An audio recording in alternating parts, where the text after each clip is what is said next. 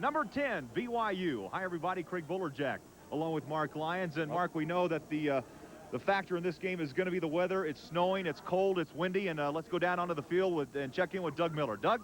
Let me tell you, Craig, you can break out all your how cold is it lines today. How cold is it?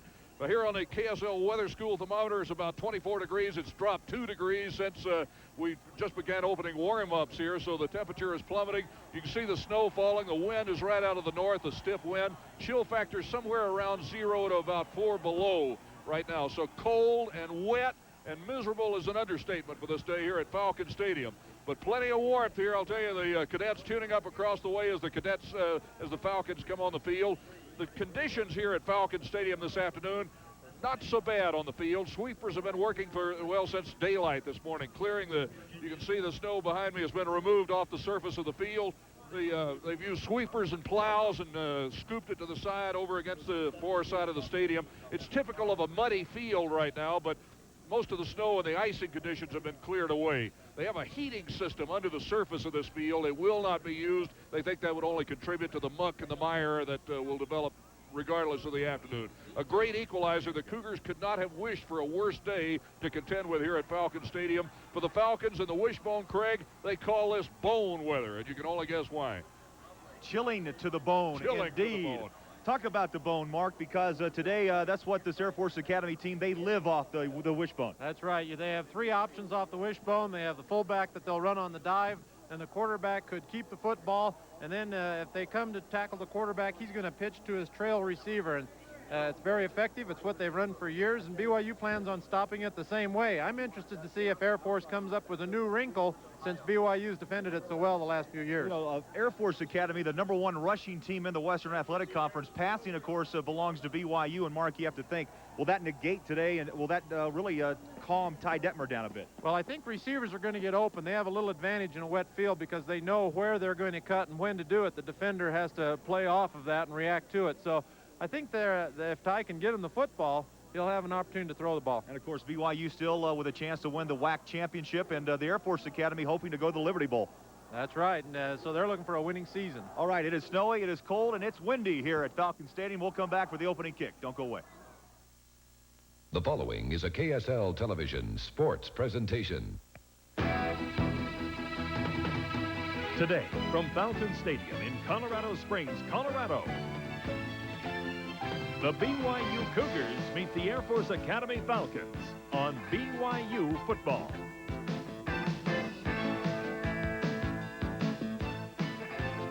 Brought to you by your independent Allen Super Safe, Bestway, Foodtown, Macy's, and Thriftway stores. By your local Wasatch Ford dealers. By Industrial Supply, the right place for the right tools for you. By Fisher Nut, what could be deliciouser than Fisher? And by Geneva Steel. America First is your best friend. We were with you way back when, seeing you through thick and thin, building for your future together. We're America First. America First. With us, you belong. To do the job right, you need the right tools. Industrial Supply makes it easy to do the job right with professional tools and supplies and expert service. Save now on Cooper tools, the difference between work and workmanship. This all-new Lufkin Series 2000 tape has been redesigned to meet the needs of tradesmen. 25-foot tape just $10.99 with a no-risk trial offer. With snips are now $8.49, and Turner self-igniting torch just $33.99. Come to Industrial Supply for the right tools and supplies for any job you do. Professionalism, integrity, commitment. Just a few of the qualities that describe Salt Lake County Sheriff Pete Hayward. He provides the expert leadership needed to manage a budget in excess of $32 million and to supervise his 900 sworn officers, civilian employees, and volunteers. Pete's insight has put the Sheriff's Department on the leading edge of technology through the use of computer-aided dispatch and an optical imaging system. This is Sheriff Pete Hayward. I ask for your vote November the 6th. Paid for by the Committee to Re-elect Sheriff Pete Hayward. At R.C. Willey, we know that keeping in step means staying on top of what's new in TV, electronics, appliances, and audio. So we're having Electronics Expo. 2 weeks of displays, demonstrations, and special low prices on the latest in home audio and video technology. Buy during the sale, and we'll even throw in the Thanksgiving turkey. So you can either come to R.C. Willey's and discover what's hot, or stay home and turn into what's not.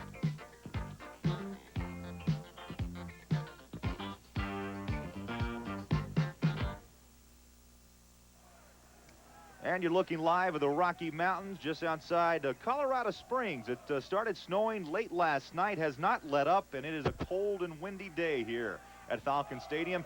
Cougars going to receive this kick, and they come into this game with a 6-1 record. They are undefeated in Western Athletic Conference play. Air Force Academy 4-4 on the season and 2-3 in the conference. Fisher DeBerry, his 7th season with the Academy, with an overall record of 52-29-1. And of course, Lavelle Edwards, the dean of WAC college coaches, his 19th year with BYU. That's right, and these two coaches are both, the two of them have been in the WAC the longest time, and so you go all the way from Lavelle Edwards 19 down to Fisher DeBerry at 7 seasons. So there are a lot of new coaches in the WAC this year. Cougars coming off a 55-31 win last week against New Mexico at home in Provo, and last week Air Force Academy racked up 52 points against the Utah Utes. They won that game 52-21. So we're ready to play football, and it is a chilly November afternoon. Stacy Corley, Eric Mortensen back to receive the kick for the Cougars, and Jason Christ, who wears number 1, ready to kick it away here for the Air Force Academy. Field is actually in pretty good shape. The wind, I do think, is going to be a little bit of a problem. As there he goes. Pretty good indicator. It just blew the ball off the tee there. I asked Coach Schmidt if this was similar to the wind that they experienced in Oregon, and he said it was about the same kind of wind that they had, and so it was an effect in that game. Crowd still trailing in here to Falcon Stadium, and we're ready to play football. And Eric Mortensen will down it 5 yards deep in the end zone, and the Cougars will start up at the 20-yard line. This is kind of the first bad weather game for either team, so neither one of them are really going to be able to react until they know what's going on. We start with BYU, their normal starting lineup: Nyberg, Boyce, Chris Smith, the receivers, Fort, Baumforth, Stevens, May, and Keim in the line. Of course, Ty Detmer, Tui Pelotu in the backfield, and Matt Bellini. Cougars line up, slot to the left. On first down, Detmer will throw. Good protection, swings the ball out to Chris Smith, the big tight end on the screen pass, follows his blockers, and he's knocked down to the turf at the 31-yard line. So a first down for BYU. Brian Hill, the inside linebacker, chased him down to make the stop.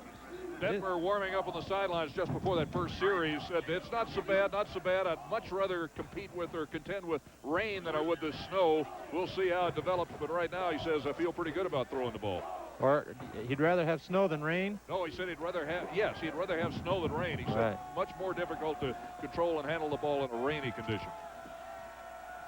First and 10 for BYU. Matt Bellini goes in motion. Nadi Valdez lines up in the slot, and a quick flip out to Bellini. Makes the fingertip catch, and he's stacked up at the 35-yard line. Shannon Yates and Carlton McDonald team up to make the stop. I think BYU is going to come out and throw the football early. Well, I guess looks like they are. That's a pretty good statement. But, you know, when you have a situation here where it looks like maybe they would run their draw or maybe they would go ahead and run the quick trap, they choose to come out and throw the football, try and get Air Force thinking, hey, we are going to throw the ball. Boy, was that a catch by Bellini. So that's kind of an indication that his hands are still able to catch the football. The lone back is Peter Tui Pelotu, and he is hit at the line of scrimmage, driven back a yard. It will be third down at the 34-yard line. The strength of Air Force's defense is their inside linebackers, and there you just saw the hit by Brian Hill. Top tackler on this team, 65 sticks before the start of this game, 2 quarterback sacks, an interception. He's a little guy too, Mark, 5'11", 210, out of Columbus, Ohio. But you can see he hit old Peter Tui Pelotu, and Peter's pretty tough to take down, and he hit him straight on, and there was no extra yardage. Third down and 8 for BYU. Detmer will pedal back. Good protection. Fires a strike near sideline. Micah Matsuzaki inside Falcon territory. Knocked out of bounds at the 41 by Brian Hill, the inside linebacker. Boy, nice job by Detmer as he just stood and waited and waited and waited and read the defense. Air Force Academy in their standard 3-4 look. You see, as he steps here, watch how much patience he has. He waits, he waits. Those offensive linemen are working hard. He finds Matsuzaki right on the sideline. Makes a nice throw, nice catch. Micah Matsuzaki, a sophomore out of Honolulu, 11 receptions, 214 yards, and boy, what an average, nearly 20 yards a catch every time he gets his hands on the football. Little counter trap. Tuipulotu off right tackle, and he keeps those legs running up to the 33-yard line. Shannon Yates, the Falcon back, makes the stop. Yeah, the success that BYU's had throwing the football certainly does help that kind of trap play because the linemen for Air Force are going to try and come forward. 2nd down and 3 on the Air Force 33. Ty Detmer, 19 consecutive games passing over 300 yards. Matt Bellini, a rare carry, and he is brought down, maybe a gain of 1 on the play. Call it 3rd down, 2 at the 32. Air Force's defense is just a little bigger this year than they normally have been. They've got fair size up front, and BYU still thinks that they can go ahead and drive those people, move them out, and be able to run an off-tackle power play and pick up 3 yards. And so you can see that Air Force is going to be pretty stingy against the run. You know, it's amazing, Mark. Bellini, labeled as a halfback, that was only his 7th carry of the season. Yeah. 49 receptions. His forte is catching the football. 3rd down and 2. Detmer drops back. All day to pass. Now dumps it to Peter Tuipulotu. Got the 1st down. J.T. Tokish, the inside linebacker, rode him down at the 26-yard line. But Detmer, a good 6 or 7 seconds back there to pass, Mark. Boy, and that does demonstrate BYU's ability to pass block. You see those guys are pretty much man-on-man, have pretty good size. They're able to extend their arms. Did you see Kime be able to block and extend his arms? And when you can extend and push that defender away from you, that means you're probably going to have a pretty successful afternoon of blocking.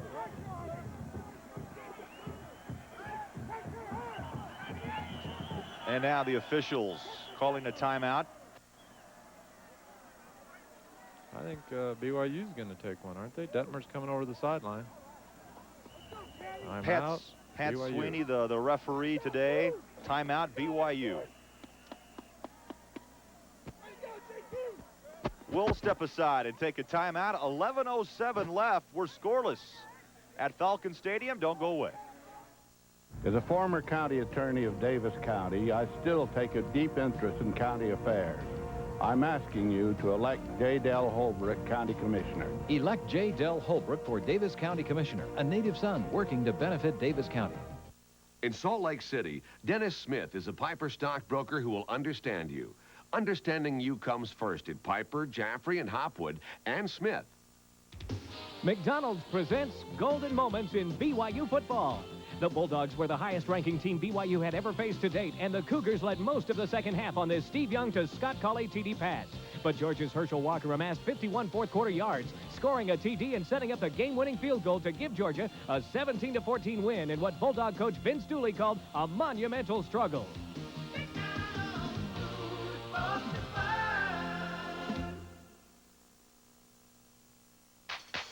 Have you wanted to go someplace special but really had no way to get there? Then come to your nearest Rocky Mountain Chevy Geo dealer and check out the 91.2 or 4-door Chevy S10 Blazer. Anti-lock brakes and a powerful 4.3-liter engine come standard on Chevy's Blazer. Now get up to $1,000 cash back from Chevy or 7.9% GMAC financing. Ford's Explorer doesn't compare. So come on, stop dreaming and start blazing a trail to your nearest Rocky Mountain Chevy Geo dealer. Because the good times start in a new Chevy Blazer. Well, so far, Craig, Ty Detmer is throwing the football very effectively. He's 4 for 4, picked up 3 first downs for 48 yards. So right now, he's able to throw the ball well. Cougars have taken the ball on the 20 and marched it down to the 26 of Air Force. Bellini makes the catch, sidesteps one tackler, but finally tripped up. Shannon Yates, number 25.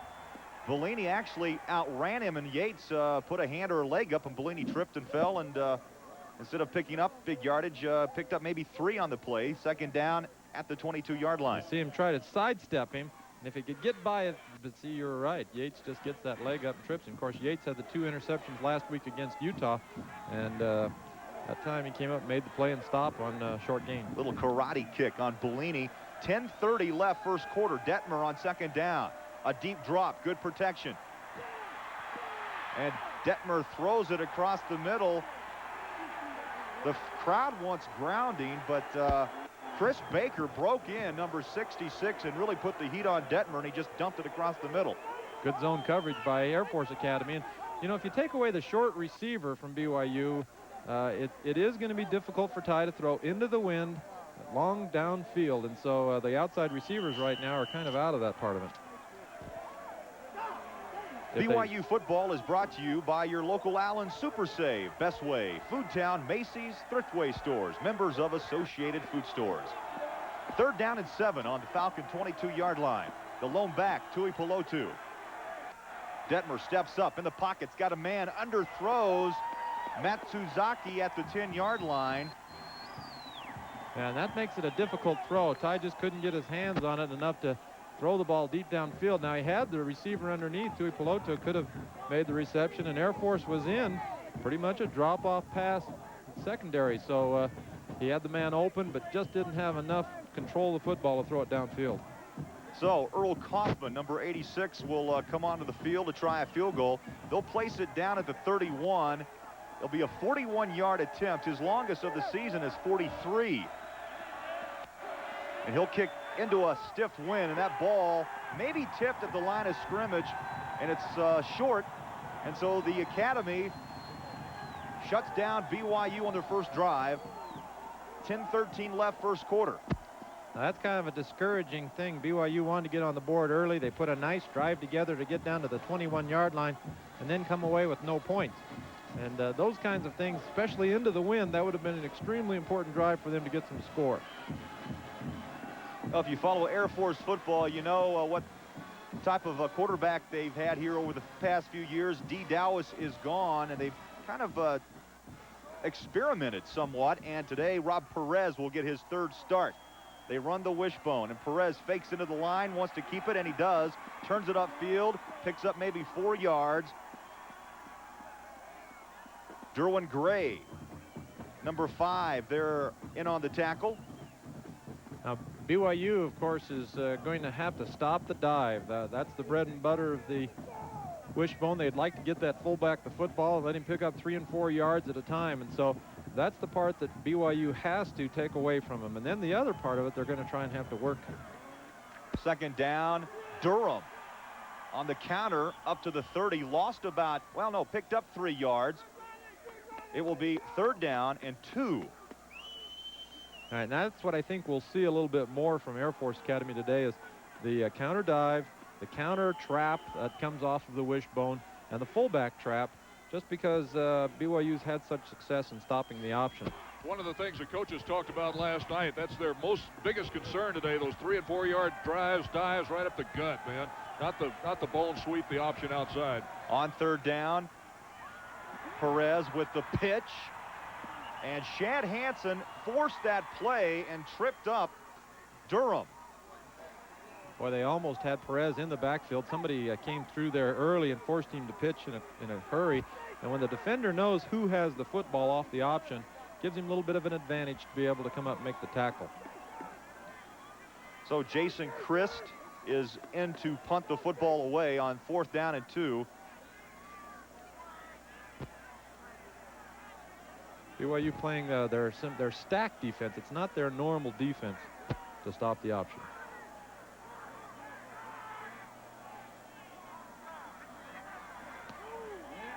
Gets a nice kick, and it drives Bellini back to the 10-yard line. Slips, picks up the blocks, got a hole at the 25, 30, 35, 40, and he's hit down at the 41-yard line. A nice return by Bellini, and Mark, the slip maybe allowed Air Force to overrun the coverage. Boy, it was a great kick. The thing that I liked about his kick is that he kicked it to the side instead of straight to Bellini. Well, we're going to take a break here with the score 0-0.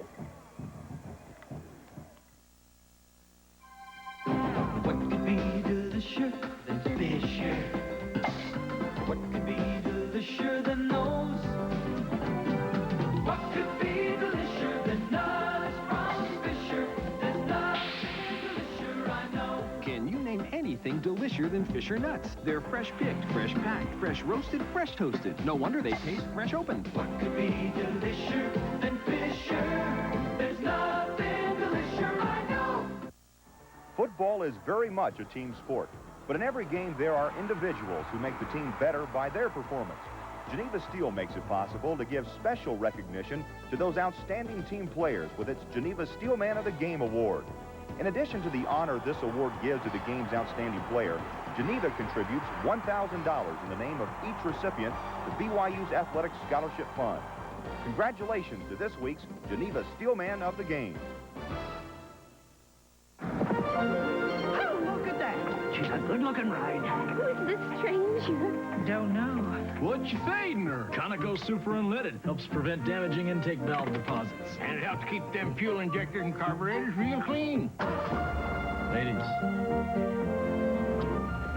Who was that man? I don't know, but I sure like how he rides. Conoco. Hottest brand going. And we're back at Falcon Stadium. 8:08 left, first quarter. Scoreless, and the Cougars, with their second offensive series of the day, they'll start up at the 40 after a 29-yard punt return by Matt Bellini. Detmer, once the throw's got a man open, and a sliding grab, no, incomplete at the 32-yard line. Brent Nyberg, the intended receiver. Detmer just underthrew it just a little bit. And that's what they're going to try and do, is just get up and go on an out pattern, because the defensive backs from Air Force are crowding those receivers because they know that he's going to have a little trouble throwing a ball long downfield into the wind. Second down and 10, 8:03. The clock stopped after the incompletion.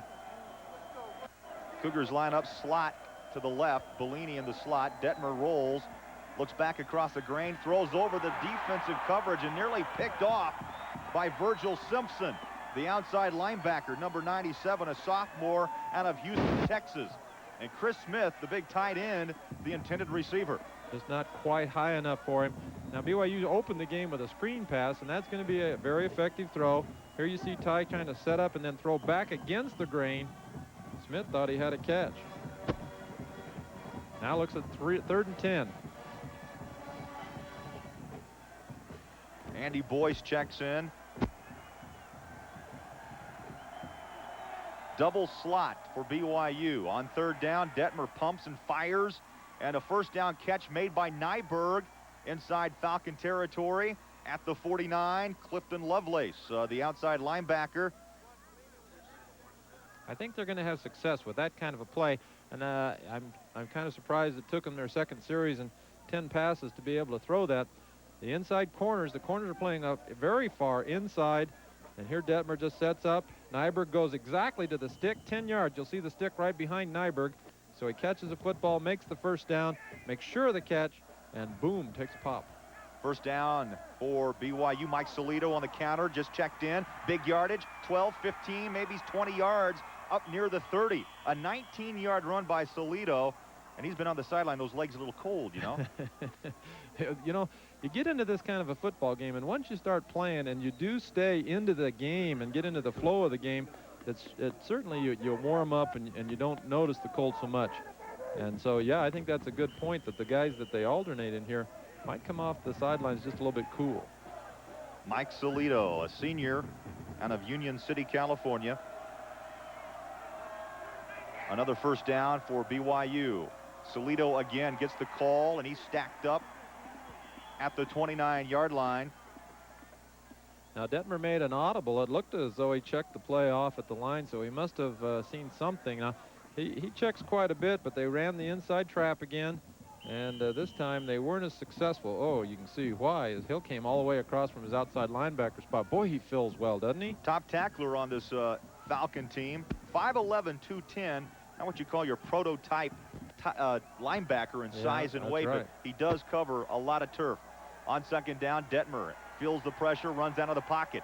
Got a man, and down to the 15-yard line is Solito, and J.T. Tokish chased him down from behind to make the stop. Nice job by Detmer to elude the initial pressure. And as Doug said, I think they have a little bit of trouble looking into the snow as they work out there. He gets the ball right out in front, makes sure of the catch. Nice job by Solito, and then he goes down with the defender on his back. Clock running, 6:40 left to play, first quarter. Cougars with a first down at the Air Force 15.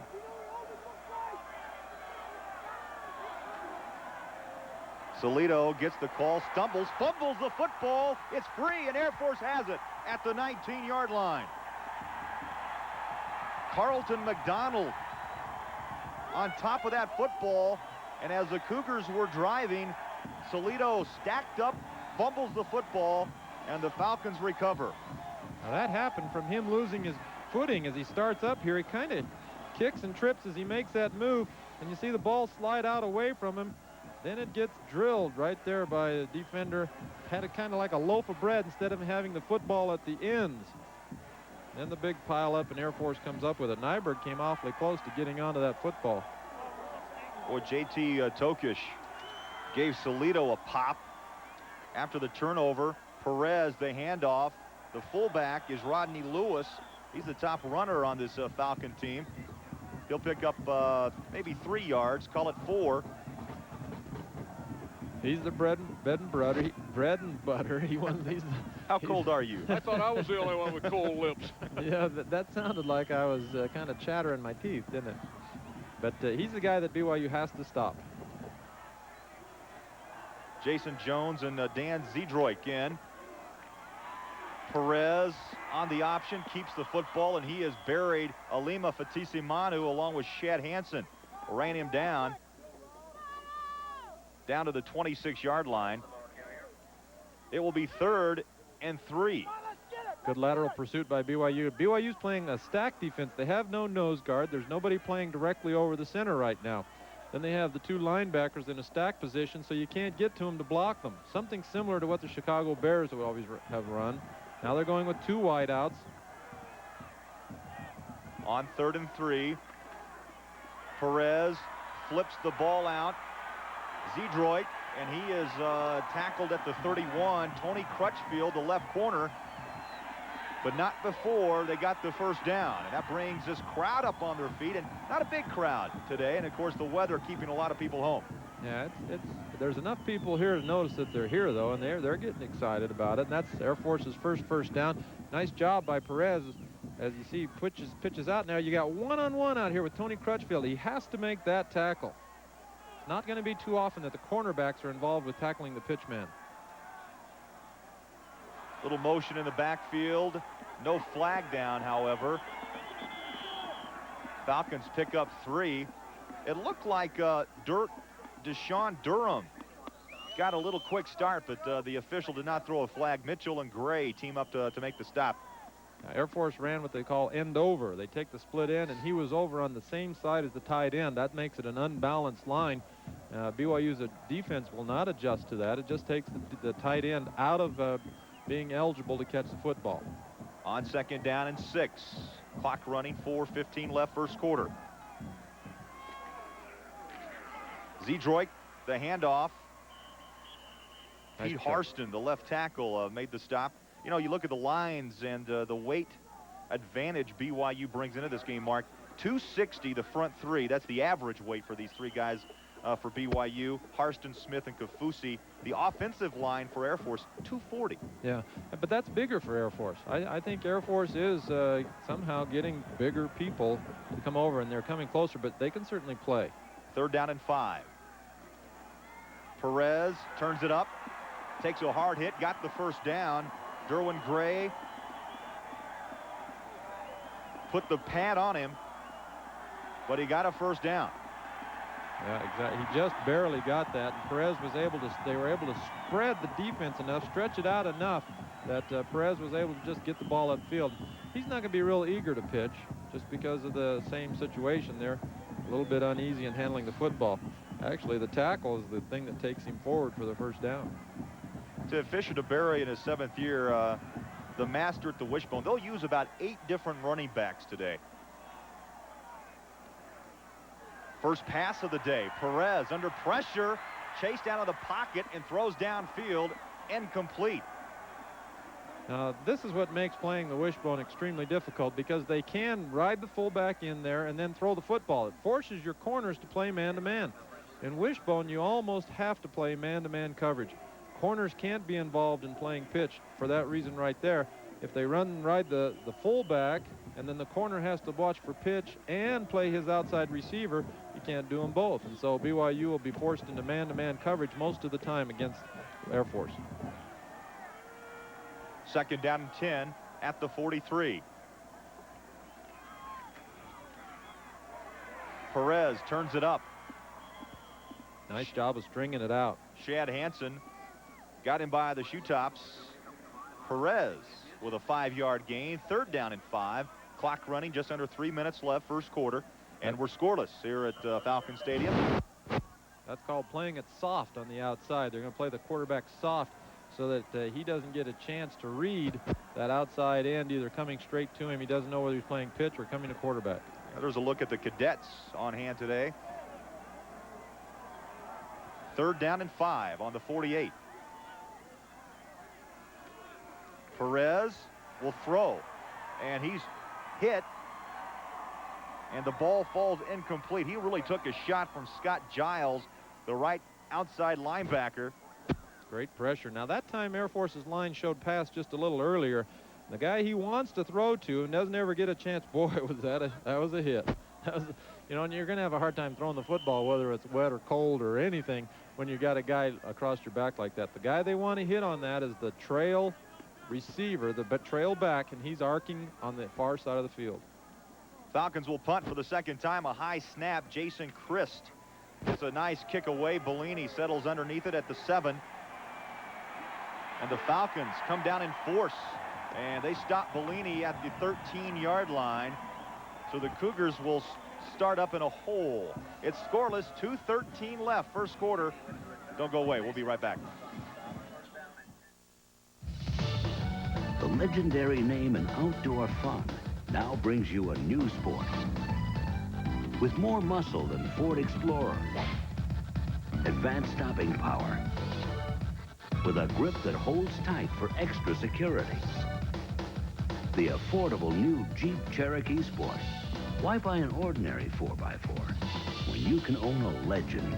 See your Utah Jeep and Eagle dealer, where you can always expect the best.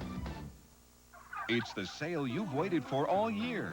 Granite Furniture's annual Norbest Turkey Day sale, where you'll get free Norbest turkey with every purchase, up to 20 pounds with just a $300 purchase or more.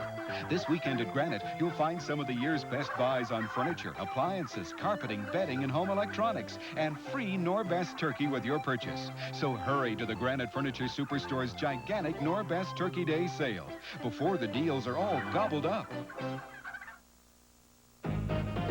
One of America's 10 best cars. An absolutely lovable sports coupe with no competition. Now, to go with those good words about the Mitsubishi Eclipse, some very good numbers. The 91 Eclipse starts at just $10,959. But right now, get an even better deal with special factory-to-dealer incentives during the Good Word celebration. Now, at your Mitsubishi Motors dealer. Come in for a great deal. See Barber Brothers, Jerry Seiner, Stephen Wade, or Rick Warner. Snow continues to fall here at Falcon Stadium. A little dusting here on the ground right off the 13-yard line, where BYU is just about to put the ball in play again, but really not that bad of conditions right now. Just a little wet, cold. Detmer on first down, throws far sideline. Tui Pelotu makes the catch, takes a big hit from Brian Hill, the inside backer, picks up 5. Sizzler, more of the best from Utah's favorite restaurants. And there's Detmer's numbers for the season. Nearly 3,000 yards. He'll get that today. Already bypassed that, in fact, about, what, 31, almost 3,100. He's an outstanding quarterback and just keeps racking them up. A minute 43, the BYU has to look into this win. Second down and 5. Peter Tui Pelotu spins and bends his way up near the 25-yard line. Hill again makes the stop.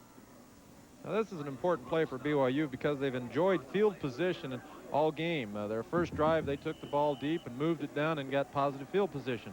Now Air Force's last series and punt put BYU down here at the 13-yard line, and in order for them to continue having that kind of, on a wet day like today and a wind, field position is going to be extremely important.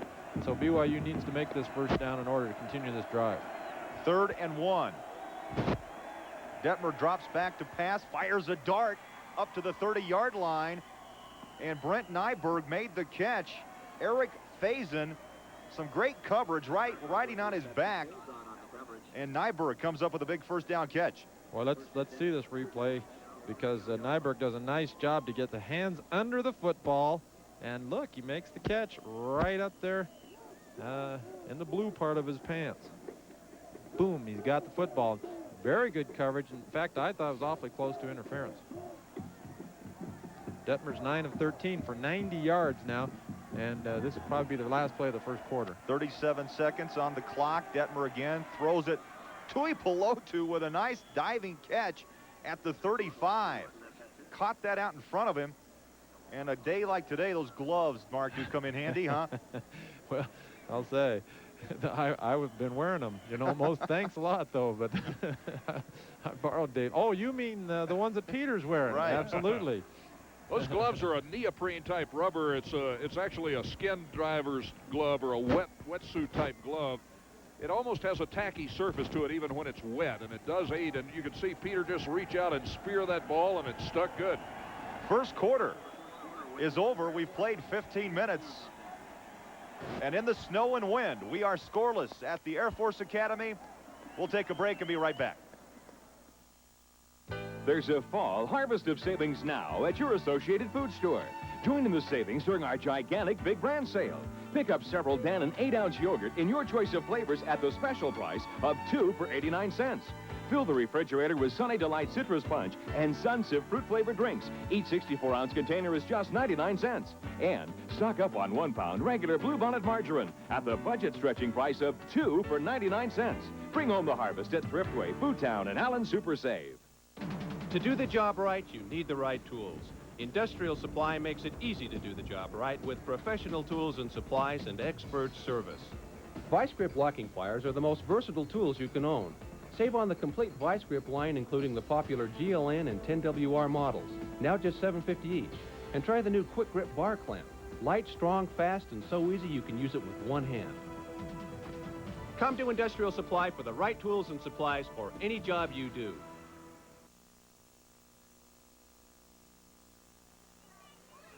If you're digging, then you should call the people that know where electricity is so you don't get electrocuted. Your shovel can cut through a power line. Ask my dad. Power lines are dangerous and they could maybe electrocute you. If you don't know where they are, call the Utah Power Company. The power company will mark the lines with blue stakes. They're pretty hard to miss, even if you're not looking. But don't push your luck. It doesn't cost anything. It's just a nice thing they do for people. All it takes is a phone call. That's not so hard, is it? People sometimes get shocked because they don't think. If you keep your eyes open for power lines, then it'll be just fine. It's the people who don't look around that worry me. I think the biggest problem's Dad in this garden. I think someone's got to mark the lines that run through with tomatoes. And make sure you set your clock for 10:30 tomorrow night on Sports Beat Sunday. Rick Majerus, the head coach of the University of Ute basketball team, will join us as a special guest, and we'll run down all the NFL highlights. That's tomorrow night at 10:30 on Sports Beat Sunday. Second quarter underway here. Second down and 5 for the Cougars on their own 35.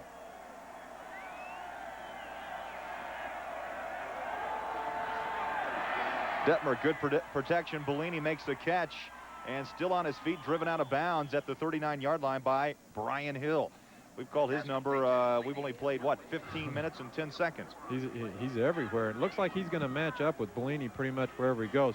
We had a pretty good first quarter for BYU offensively. They had 95 yards passing and 25 yards rushing for 120 yards of offense, but 0 points. They got 7 first downs that first quarter. Air Force Academy had 36 yards rushing, no yards passing, 2 first downs, and, of course, no points either. And so far, BYU's controlling the game, but there's no points on the board. And the one turnover deep inside Air Force territory by Salido. The catch far side made by Andy Boyce ridden out of bounds at the 47-yard line by McDonald. And that's just going to be there. Here they are looking at 3rd and short, and that defensive back is still giving BYU's receivers an extremely large amount of room.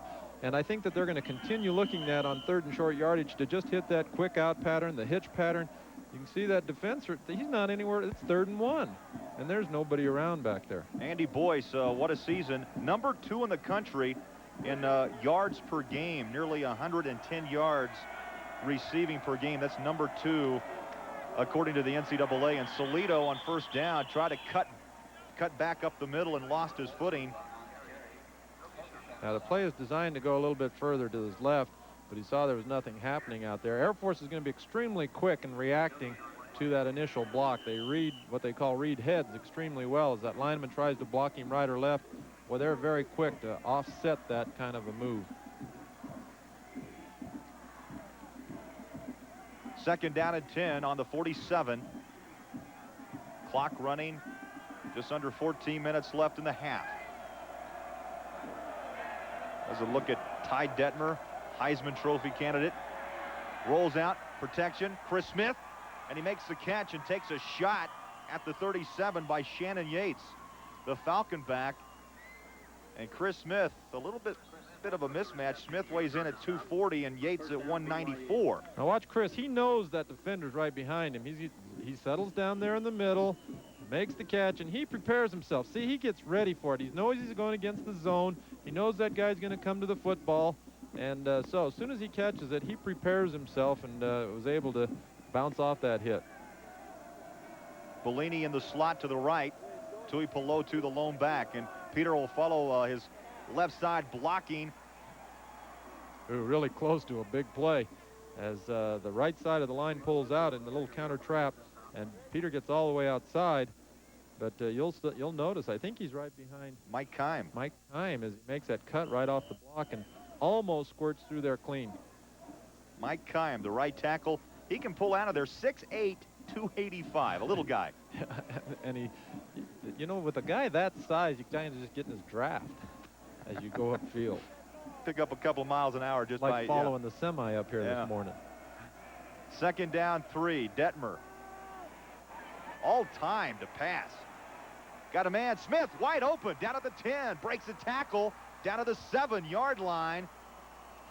Shannon Yates, Eldrick Hill. Hill had him by the jersey, and Smith kept the legs going and picked up an extra 3 or 4 yards. Cougars knocking on the door at the 7-yard line. Chris is coming out, but he was out there saying, me, come on, find me, because he was open, and he was out there yelling and hollering. Look at, he's all alone. He's found that, you know, I wonder if the white jerseys have any, if there any difference in finding a guy with a white jersey in a snowstorm. I think it might be hard. He's probably looking for blue pants to throw to right now. 1st down, goal to goal at the Air Force 7-yard line. 12 minutes left to play first half. Boyce in motion. Detmer bootlegs it. Throws back across the grain and touchdown, Boyce. Yeah, now that wasn't supposed to happen that way.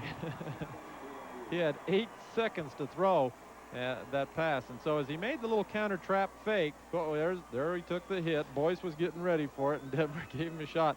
But Boyce is the guy that started on the right side of the field and came down in motion. Now Detmer's trying to make a read out here to the right. He wants to find somebody out on the right, but he holds up. He's got good time to throw. 7, 8 seconds. He delivers the ball all the way back across the field, and he had their choice, Peter or Boyce, either one of them. The extra kick is good. Detmer with his 24th touchdown toss of the season, and Boyce with his 8th touchdown reception. Cougars on the board, 7-0. We'll be back. 11:48 left in the half. The Murdoch boys are surrounded by more Suburbans than they can handle, including this special breed of Brandywine Suburbans indigenous only to Murdoch Chevrolet. Whoops, one just got away. Plus these special paint packages that are really hard to hold on to, and there are even more on the way. To make room, the Murdochs have bagged a special deal on this Silverado 350 V8 half-ton 4x4 with air, power windows, cruise, and cassette for only $18,986. So hurry, with deals like these, There's bound to be a stampede! We all grow up.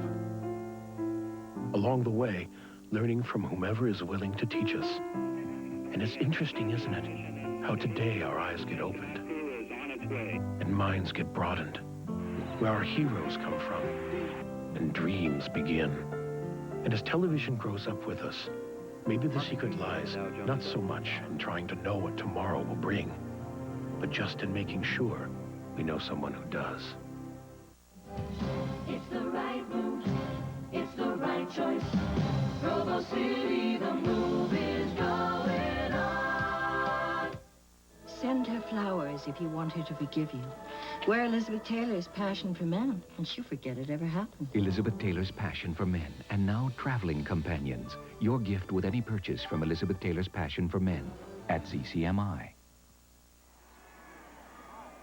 And we're back at Falcon Stadium. The Cougars on the scoreboard, 7-0. Detmer rolling up some big numbers in a snowy day, Mark Lyons. 15 of 19, 153 yards and a touchdown. You know, we've seen BYU quarterbacks do make outstanding performances in snowy days. Mark Wilson, of course, came in and threw 5 touchdowns in a snowy day against Wyoming. And so it seems as though the system still works. I don't know. I had a hard time. And Earl Kaufman with the short kick, taken at the 3-yard line.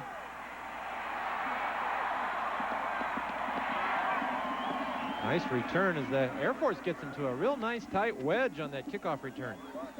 Here we see Detmer taking a long time to throw the football, and both Boyce and Peter are all alone on the backside. Now that's pretty good vision, don't you think? You know, he's looking onside, and he doesn't know exactly where those guys are, and makes a nice throw. Come to Industrial Supply for the right tools and supplies for any job you do. A proud sponsor of this afternoon's football game. 11:41 left in the first half. And the Falcons go right back to the running game. Jason Jones, the fullback, up the middle, picks up a couple of yards. There's a scoring drive, Mark. 11 plays, 87 yards, chewed up nearly 5.5 minutes. And that was an important drive. I really think that they kept their field position by making the drive. They made a nice 3rd down 1 completion to keep that drive going in that series. And then they end up with points. And so that certainly was what they wanted to try and accomplish. 2nd down and 8. Handoff up the middle, Rodney Lewis, the senior, the top rusher on this Falcon team. Had 131 yards, a couple of touchdowns last week against Utah. WAC Player of the Week, I believe, and had an outstanding game last week. BYU's containing him pretty well so far in the dive. Now, here's where Air Force comes at 3rd and 5, and 3rd and 5 is what, you know, you haven't had success running the football, and yet they're still going to run trap right now, the counter trap or option. At the 37. Looks like a busted play. Perez in trouble and tied up by Kafusi. Check that, Eddie Green, number 49. Now, if the lineman ever gets involved against the option's dead. They have to make all the blocks down to the end of the line of scrimmage. If anybody pops through here, and you see Eddie just comes all the way across and makes the play, he just fought off that blocker. And if that ever happens, then the option isn't going to go anywhere. Jason Christ punting for the 3rd time, standing at his own 20. A low snap. Cougars sent a rush and a short kick. Bellini will watch it bounce, picks it up, fumbles, and picks it up again at the 40. Call that the 38. Dangerous play. Bellini watched it bounce, bobbled it a few times, and chased down a bound. Yeah, you could call him the bobbling Bellini on that one, as he did really have to scramble to hang on the foot. The Mazda Protege. How many other compact sedans give you as much room and power? How many get you the Mazda Value Pack, a special options package that can save you up to $615? And how many others also come with special factory incentives that could save you hundreds more? How many? This many. If you want the value of a Mazda, get a Mazda. At your Utah Mazda dealer now. University Mall is Utah's largest mall with over 195 stores offering the finest kids, men's, and women's wear shops to jewelry, shoes, and more. Visit us after the game and see why. Is University Mall. In Provo, Jack Peterson is a Piper stockbroker who will understand you. Understanding you comes first at Piper, Jaffrey, and Hopwood, and Peterson.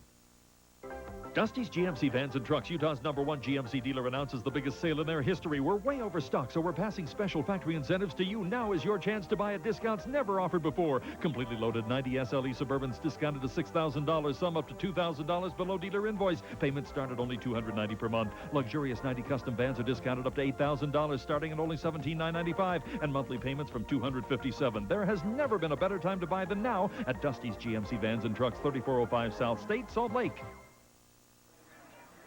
Back at Falcon Stadium here, and you look along the BYU bench there, that's not a great offensive huddle there. They're huddled around some propane heaters. Here's another little tool you see on the field, keeping hands warm. A little pouch. The receivers can plug those hands in, keep fingertips warm, and it makes a big difference here with a 24-degree reading at Falcon Stadium. Craig? Flag down on first down. Solito took the handoff. Brian Hill, the inside linebacker, there to make the stop on Solito. First flag we've seen here in the first half. I think this, well, it's a personal foul face mask against BYU. So one of those linemen somewhere, as he came across to make the block, got a hold of a face mask. Talking to Andy Boyce here on the sidelines about the touchdown catch. It's easy to overemphasize maybe how cold it is, how miserable the conditions are. Andy said it's really not that problem. These little pouches give you a great deal of heat.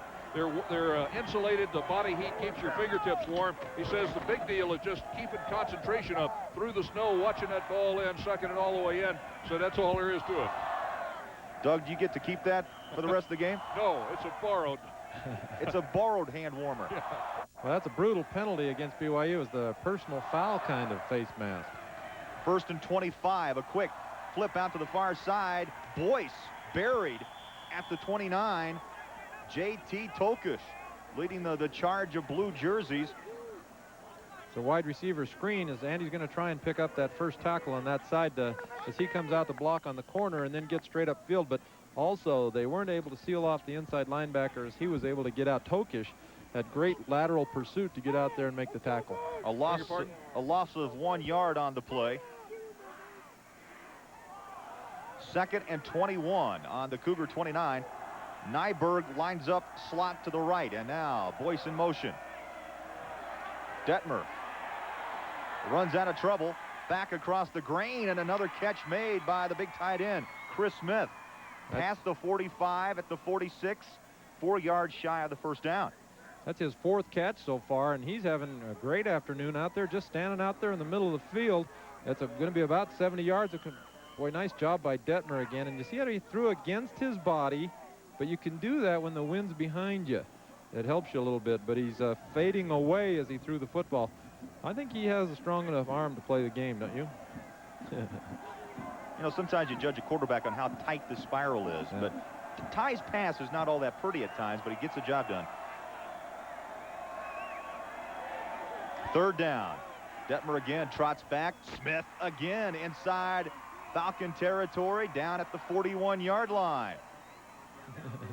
Well, I tell you, it's something. I got him 16 for 20 right now, and that's about, I think that's going to be pretty close. And there's just a lot of catches being made. The ball's thrown, but here you'll see Chris Smith releases right behind the linebacker, and Detmer gets it just up and over that linebacker where Chris Smith makes a nice diving catch for another first down.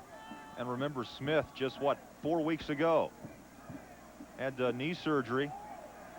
It's amazing. He can come back and play the type of game he does. Ooh. They run it right up the gut. Brian Hill sniffed it out. He's awesome.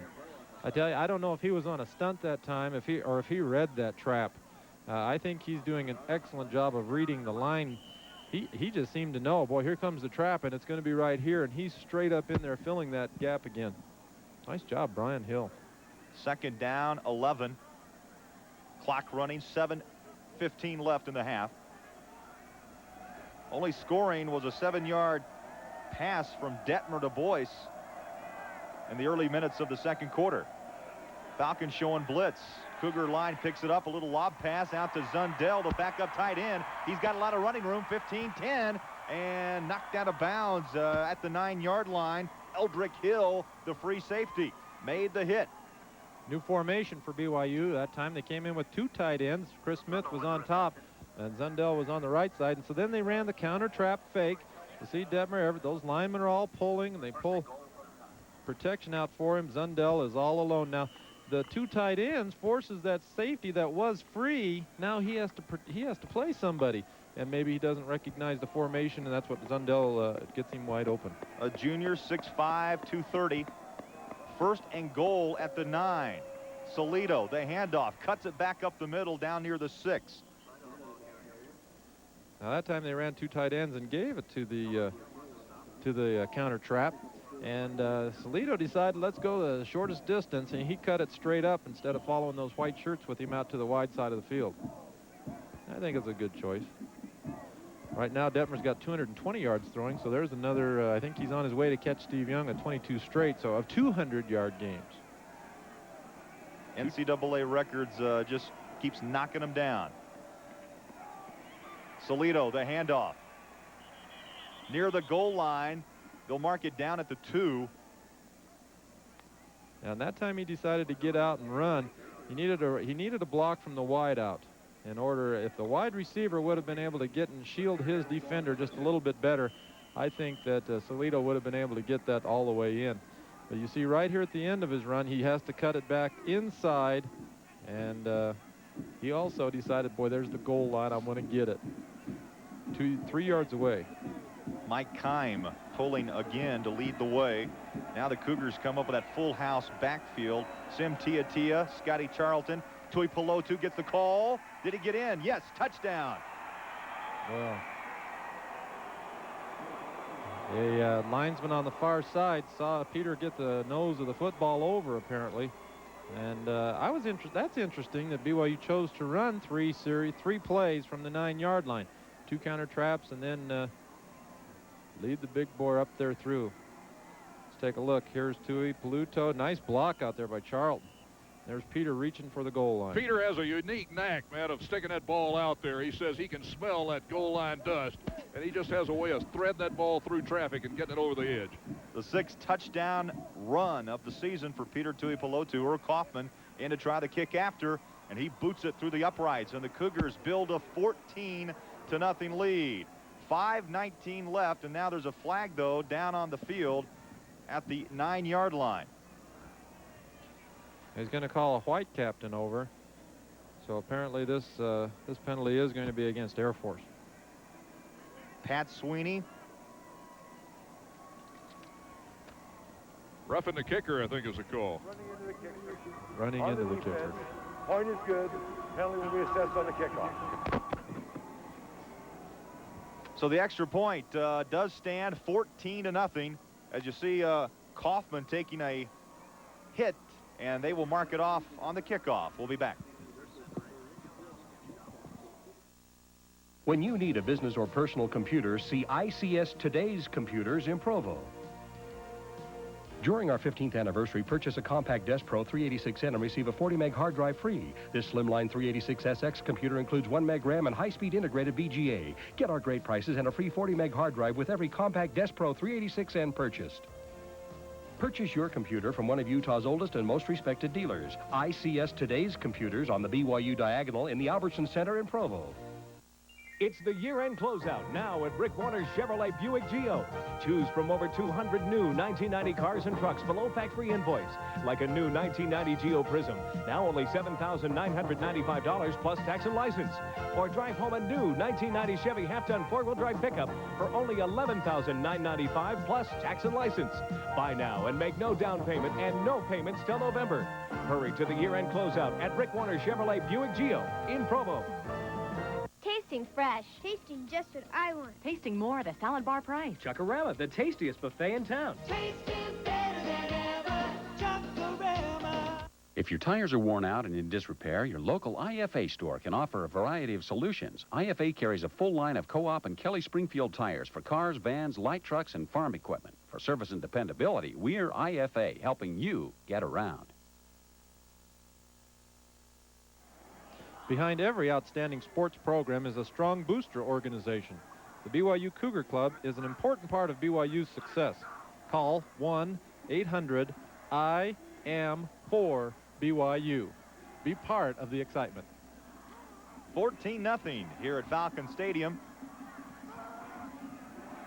Earl Kaufman will kick it away from the 40 after the 5-yard penalty for roughing the kicker after the extra point, and that ball bounces out of the end zone. So the Falcons will start up on their own 20-yard line. That last drive took BYU 4 minutes and 25 seconds. So in their 2 drives, they've spent almost 10 minutes in putting those 14 points on the board. And that's certainly something that they want to do, particularly against Air Force Academy, who has to drive for their scores. Rob Perez, the quarterback, a junior out of Atlanta, Georgia. And now they break the wishbone.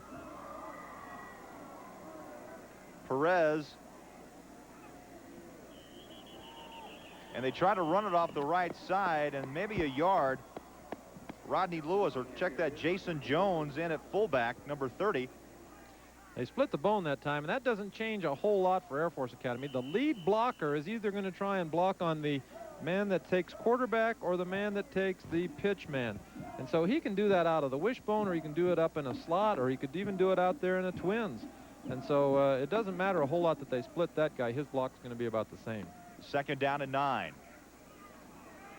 Perez wanted to pitch, and he took a shot by Scott Giles. You can hear the pads pop here, and he falls down to the 20-yard line. Did it look like he froze? You know, when you're about ready to have a car accident, you know, and all of a sudden you freeze. You know, what am I going to do? I'm locked in. He says, oh, gee, here comes Giles, and he just froze for a second. Maybe it was the temperature, but I think he had a chance to pitch, but boy, he just locked up and took the hit. Giles playing now for the injured Jared Levitt. Giles was planning to redshirt. Yeah. But Jared Levitt out with a neck injury, and that forced Giles into service. Perez. Giles again coming in. Perez dances out of trouble. May run at the 20, the 25, 30. Got the first down and slides in safe at the 34. A nice run by Perez. Brian Mitchell, the right cornerback, chased him down. Now this is set up to be pass all the way. He doesn't make a good mesh with his fullback here, and he tries to throw onside, but he looks back, and there he beats the containment. The outside linebacker on the backside has to stay home and force the quarterback inside. He gets out the containment. Whenever that happens, it's going to be a big gain. 1st and 10 at the 35-yard line. Perez, the pitch. Zedroik tried to turn the corner, and he's chased down at the 36-yard line. Giles there along with Mitchell. Yeah, that's a nice. See, that time it was similarly played to the earlier one when Giles came in and drilled him, but this time he gets the pitch off. I think he was a little better prepared to make sure I'm going to throw this ball this time, and that brings Mitchell up there in a hurry. Now Mitchell saw the pitch and responded quickly. That Derwin Gray is responsible for the pitch man out there. 2nd down and 8 on the 37-yard line. 3 minutes left in the half. Little timing pass and a nice catch made by David Mott, the tight end. Inside Cougar territory, they mark it at the 42-yard line. Now Perez double pumped and waited for Mott to get open. It was a well-thrown football. You'll see him right here. He waits, and boy, all the defenders jump, and then what a throw and catch. There's not a lot you can do about that. The defender's on the outside shoulder of, the receiver's on the outside shoulder of the defender. The ball's thrown outside, and he makes a catch like that. Pretty tough to stop. Perez, the pitch. Chris Howard, and he's knocked out of bounds by Dewey Gray. Now a late flag, 2 flags now down. It's going to be a face mask penalty on Gray. Now Gray has to pick it up just a little bit in recognizing here comes the option. It's not the fullback. I have responsibility for the pitch, and he's getting out there just a half-second slow. Now that they're making a couple pitches to that trail receiver, he'll start to get the timing and feel a little bit more about how quick he has to be in order to get over there. You see Derwin Gray's trying to tackle from inside out, and then he grabs the face mask. 5-yard penalty. 2nd down. No, still 1st down. 2.5 minutes. A lot of time left on the clock, 2:29. The Falcons moving their best field position of the day. Now BYU needs to change up next time the way they play the option so that it's not Derwin Gray on the pitch man again. They'll have to change it up so they can't read who's the right guy to go for. Fullback. Right up the middle, Jason Jones, a 200-pound junior out of Grand Prairie, Texas, pulls a couple of white jerseys along with him. First down for Air Force, and they're on the Cougar 27-yard line. Yeah, those two tackles have to tackle that dive man, and he was able to slip through right over the center in order to make that first down. Now Air Force starting to feel pretty good about what they're doing. Perez hit by Giles and Batiste Manu. That Perez is a tough kid, isn't he? He's taking some pops. Perez, boy, I tell you, check the helmet at halftime. Giles gave him a lick, and then Alima Batiste Manu came in to finish him off. And but Perez bounced off both of those hits in an effort to well, get back to nothing. But I mean, that's too bad to take those shots for nothing. But nice job by Perez to take that hit and not go down. Second down and 10. 1:30 left. First half. Up the middle go the Falcons. Now you'll notice that fullback, as he starts off right guard, he makes a cut to his left.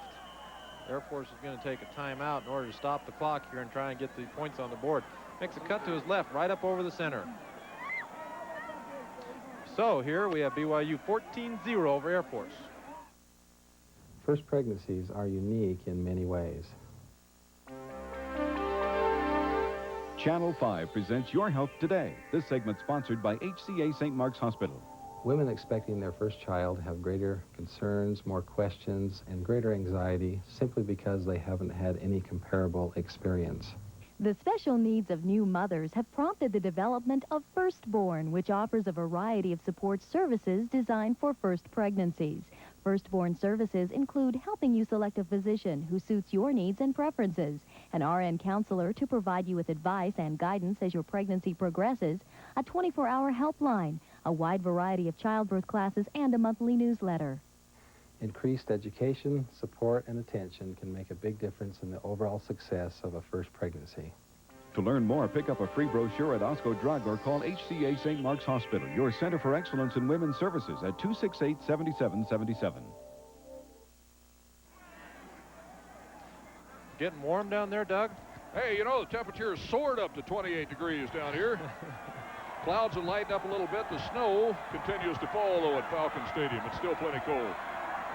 Third down and 6. The pitch. Durham fumbles out of bounds. Or a first down. At the 13, it was like just the time just stood still as that ball took a couple of hops. Now they're going to bring into the new fumble rule, I think is going to come into effect here, as they've marked the spot where he fumbled. And if they think that, boy, that just pops out of there. That football is getting to be like an ice cube. Hey, Craig. Yo. I understand Mom and Dad Bolerjack are watching us somewhere out there in the Midwest. I understand they are. I hope they are. Don and Wanda, Kansas City. Who do you think they're rooting for? I better not say. Field goal attempt. Joe Wood will mark it at the 29. A 39-yard attempt. He's a left footer. Oh, way wide. He's just, boy, it almost blew it right back in there. And look, there's a guy down there saying it was good. Now, he's outstanding. He's 11 for 12 so far this year in field goals. And so that was quite, he played that break. Just like a lot closer than I thought it would be. I was on a line straight with the goalpost. It looked like it was going to be 5 or 6 feet wide to the left. And it broke back in there. Wind blew it back. As long as we're saying howdies to Robert Stidham from the entire bench over here. They want to know, Robert, that they're thinking about him. He's recovering from some heart problems at the Utah Valley Hospital, majoring in sports medicine. A lot of folks here on the bench thinking about you, Robert. Cougars with a 14-point lead, 1:07 to work with before halftime. Detmer hands it off to Solito. Big hole up the middle. Well, now that play changes the attitude right now, what BYU is going to do. When he picks up 16 or 17 yards there on the draw play, I think he'll go ahead and throw the football now in this down and see if they can get it up for some more points. Hill, the free safety, rode Solito down. Detmer on first down. Good protection. Pocket collapses. Gets the ball out to the near sideline for Chris Smith. Boy, just out of his reach. When Ty has that long to throw, those receivers continue to run those routes deep, and it's just stretching and opening up some wide open lanes out there for those receivers. He's got outstanding time. That time Boyce was wide open in the middle field, and so was Chris Smith out there. But Detmer could not get his weight on his back foot in order to throw the football to Smith. Clock stop, 51 seconds left, first half. Detmer on second down. Across the middle and underthrows Smith at the 50-yard line. Smith could be Sports Illustrated's Player of the Week this week if Detmer would get him the football, because he is really open out there. I don't think there's been a guy really around him within 5-7 yards every time he's been on a pass play. And that's got to be discouraging for Ty, number one, because he sees it. You know he sees it, and he wants to get the ball out there. And then for the coaching staff, because, you know, they're going to keep calling his number until somebody comes out to cover him. Third down at 10. On the 37. Tuipulotu on the delayed draw up near the 50, still on his feet and fights down to the Falcon 48-yard line. Boy, big play. 3rd and 10 there for BYU to call that play. And on third down, though, BYU's read that their linebackers for Air Force are extremely deep and hurrying back into those zones. BYU takes a timeout in order to stop the clock with 37 seconds. Nice block by Bellini to spring Peter upfield. Oh, there's a nice job by the Chris Smith out there. Little seal block on Shannon Yates. A nice trap up front by the lineman. That had to be Fort that came across and made that trap. Ty Detmer talking to former Cougar quarterback Robbie Bosco. 37 seconds left in the half. Look, it's a football game. You can see out there that Neil Fort's got a little blood there on the front of his jersey. They're playing a game. It's real. Like you said, once you get warmed up, you forget about the cold weather and the snow. And it gets to be a game. Chris Smith over on the bench talking about cold. Somebody asked him, are you cold? No. He's got gloves on. He says he's not feeling it. Said, we played in worse weather than this. And somebody said, where? When? Said, spring ball.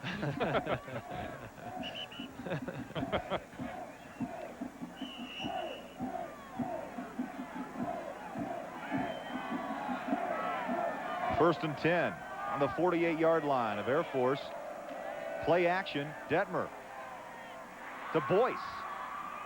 And he's wrapped up at the 34-yard line. Shannon Yates, along with Eric Faison, double team him. And another first down. They'll move the sticks, and that stops the clock. First down at 28 seconds. And Detmer with a quick drop, and he just pounds it into the ground, stops the clock with 24 seconds left. Now that's the new play this year, that they allow the college quarterback, if he'll go ahead and immediately down the football, that you can stop the clock legally by doing that. That does, of course, take it down, as it didn't against Colorado, Missouri. But he also cannot look at a receiver first to think about, maybe I'll gun it. Nope, and then down it. He has to immediately take the snap and down the football. I don't think anyone will forget the 5 downs. Well, not for another 18 years or so. I've forgotten the last one. Colorado, yeah. 24 seconds left in the half. Detmer rolling out. Brian May there with protection. Go for the home run ball. Chris Smith, and the ball nearly picked off at the goal line. McDonald back on coverage, and Chris Smith covered a lot of ground as he broke across the grain down near the goal line. The ball tipped and nearly picked off by Air Force. Now this is the sprint out. Now he has a wide receiver who's running a comeback pattern deep downfield. And then he has Chris Smith crossing all the way. You see the zone coverage there. And both defenders had a shot at it. I think you'll see Boyce running his corner pattern. Detmer is 20 for 28, 235 yards so far. And the 1 touchdown to Boyce. Third down. Detmer pumps, runs out of the pocket. Boyce wide open and smartly trots out of bounds at the 18-yard line. 7 seconds on the clock. 7 seconds. So the choice is, here's Detmer was looking to the bench, run one more play, it looked like. Yeah, and you know, I don't think he can unless they score. they're either going to go for the score or they're going to kick a field goal. I don't think that they're going to choose the field goal, because you can't run 2 plays in 7 seconds in order to get that off. And so BYU is going to try and get points right now with a field goal. And now they have to call timeout. Earl Kaufman on the field with 7 seconds left. A little delay in making that decision there. The game clock is down to 6 seconds. 25-second clock down to 6 seconds, so they had to call a timeout to keep from costing them another 5 yards. I think if you have 9 seconds, I think you're pretty safe. You can go ahead and run a play and shoot one time for the end zone. But at 7 seconds, and especially when you're away, that maybe the trigger finger on the clock might be just that half-second slower than at home. So I think you have to take the shot at the field goal. There's Fisher DeBerry as he stalks the sidelines. Boyce having a good day too, along with Chris Smith. 5 catches, 49 yards, and the 1 touchdown. I don't know about you, if we get a shot of the bench, everyone's wearing blue warm-up jackets except for Detmer, and he's got a white parka on. It's a special parka they had made by an outfit in Orem, I think it is, called Northern Outfitters. It's a closed-cell foam. If you remember back a couple of years ago, we did a little piece at the top of Snowbird, slept out in minus 40-degree weather in this stuff. It's extremely warm. The ball spotted on the 26. Boyce the holder, a 36-yard attempt by Kaufman. The kick up, and good. So it was a good choice. Now, Air Force has blocked 4 kicks this year. I think Yates has 2 of them, and that took 7 seconds. So that's the last play of this half. Kaufman hits the field goal, and will break for half with the Cougars up 17-0.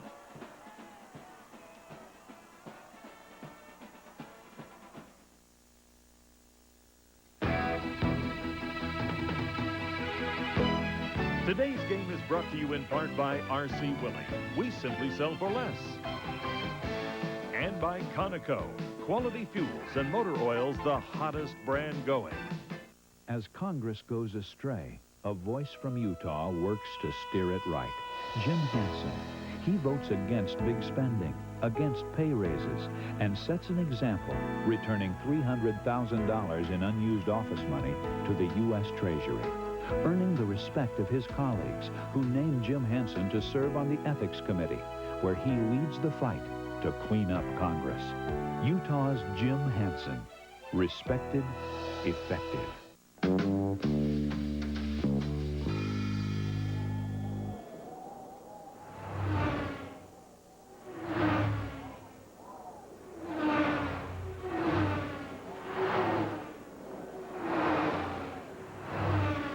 Just a thought in passing. The longest distance between you and the gas pump is a short line.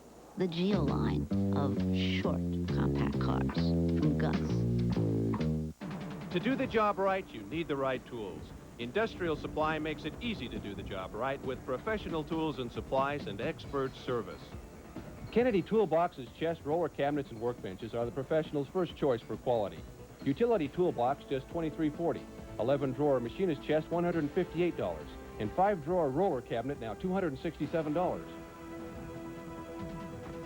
Come to Industrial Supply for the right tools and supplies for any job you do. Why is Salt Lake County protected by 5 new fire stations? How did we come to enjoy 5 new libraries? How is it that our families benefit from hundreds of new parks and park renovation projects? Taxes have increased on city, state, and federal levels. So why haven't Salt Lake County taxes risen in over 4 years? Here's why. Government is working in Salt Lake County because Bart Barker puts people before politics. Bart Barker for County Commission. And we're back at halftime, Falcon Stadium, and the Cougars with a 17-0 lead. Craig Bolerjack and Mark Lyons. And Mark, you got to figure that field goal by Kaufman just before half had to put a little bit of a downer on the academy. I think so. At 17-0 right now, and the way Air Force is having trouble moving the football on the ground, I think that they're a little bit concerned about what they're going to do second half. BYU's moved the ball extremely well, and Air Force should feel pretty good at just giving us 17. You know, we talked about what would happen with Detmer today on a windy day, snowy, the ball tough to grip.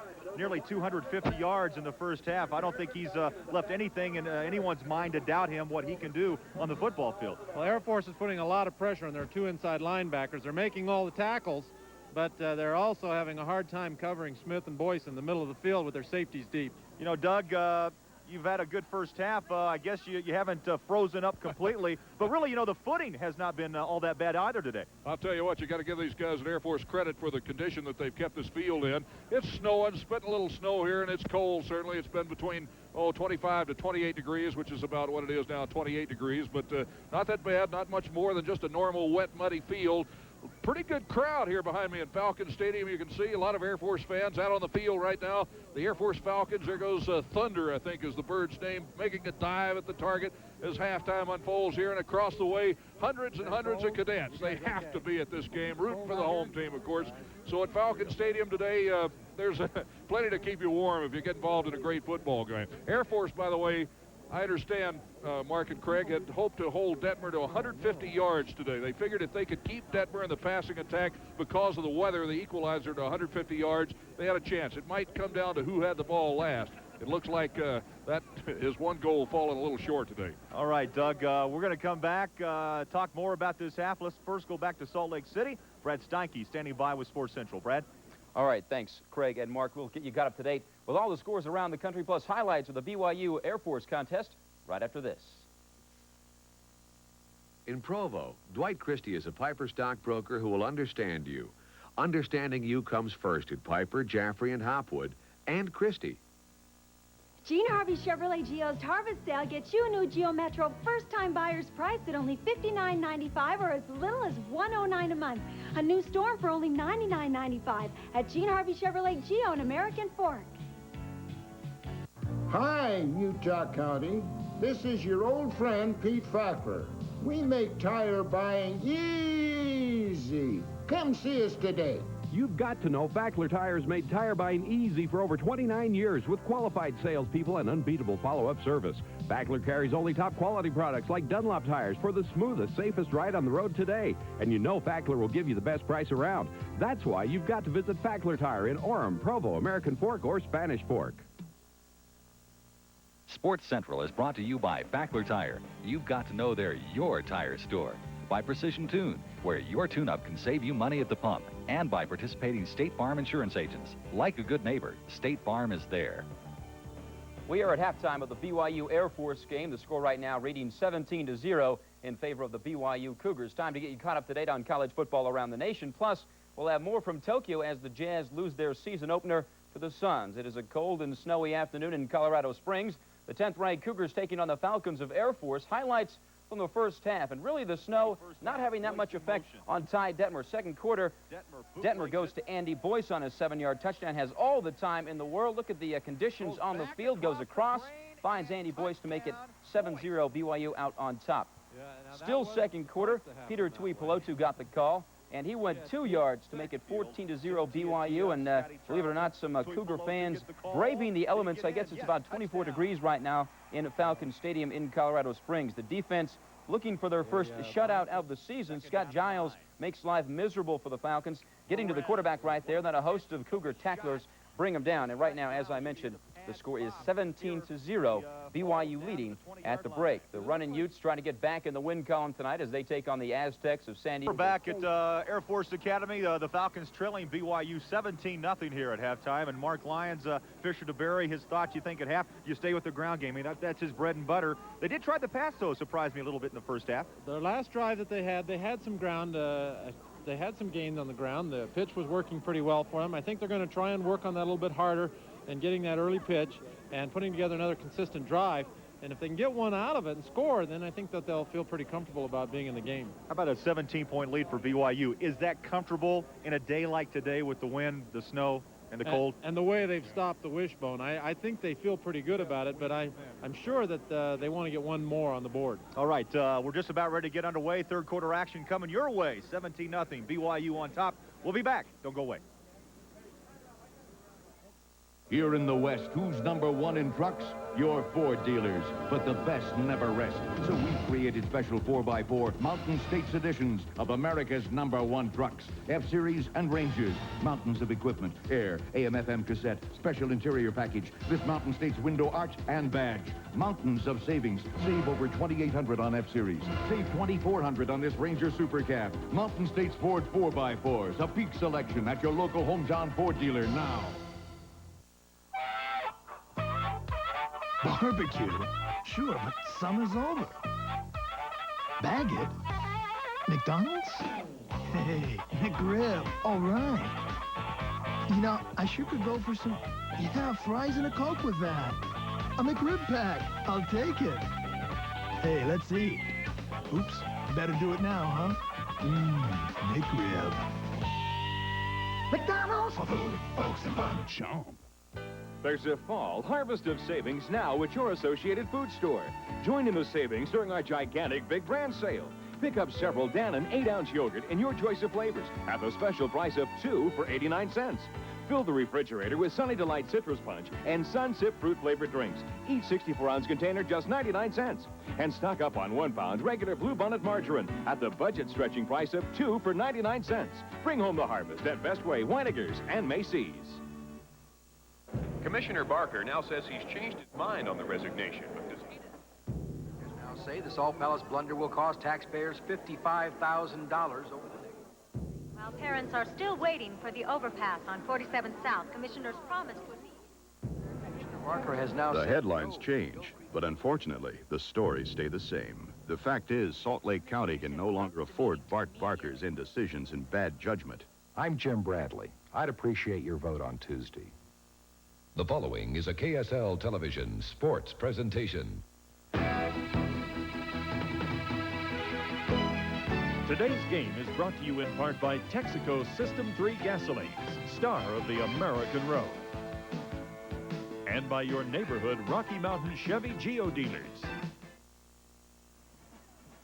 Welcome back to snowy, cold, windy Falcon Stadium, and just about ready for the third quarter to get underway. Rob Erickson, a cadet, the cadet wing commander here at the Air Force, hails from Salt Lake City, a Brighton High School graduate. And Rob, tell us a little of just characterize the level of the rivalry, the intensity here that's those 4,400 cadets seated over across the way. Well, Mr. Miller, I went to the University of Utah for a year before I came here, and I thought the rivalry was pretty bad between the Utes and the Cougars, but it's nothing compared to the cadets and BYU. It's pretty bad out here. It's a big rivalry. What's the talk over there? I mean, nobody's doing any push-ups today. Well, sir, we're trying to get on the board here. I'm going to bribe Ty Detmer over here and see if we can't set something up, but he's a freshman out there to do a couple push-ups for us. Rob, you're a senior this year. Best of luck to you with your career with the Air Force. And ironically and very appropriately today, the Air Force Falcon that is with us is a glacial, is that right, glacial Falcon? He's a Gyrfalcon, and his name is Glacier. Glacier, the Falcon, will be presiding over the third quarter here. Craig and Mark, as we get underway. You know, on that Falcon, it's the only performing mascot in the NCAA. And today, the airplanes could not. Those jets did not fly by today. But that Falcon was still out there working at halftime. He can still fly, you bet. 17-0, the Cougars will kick it away. Falcons want the football.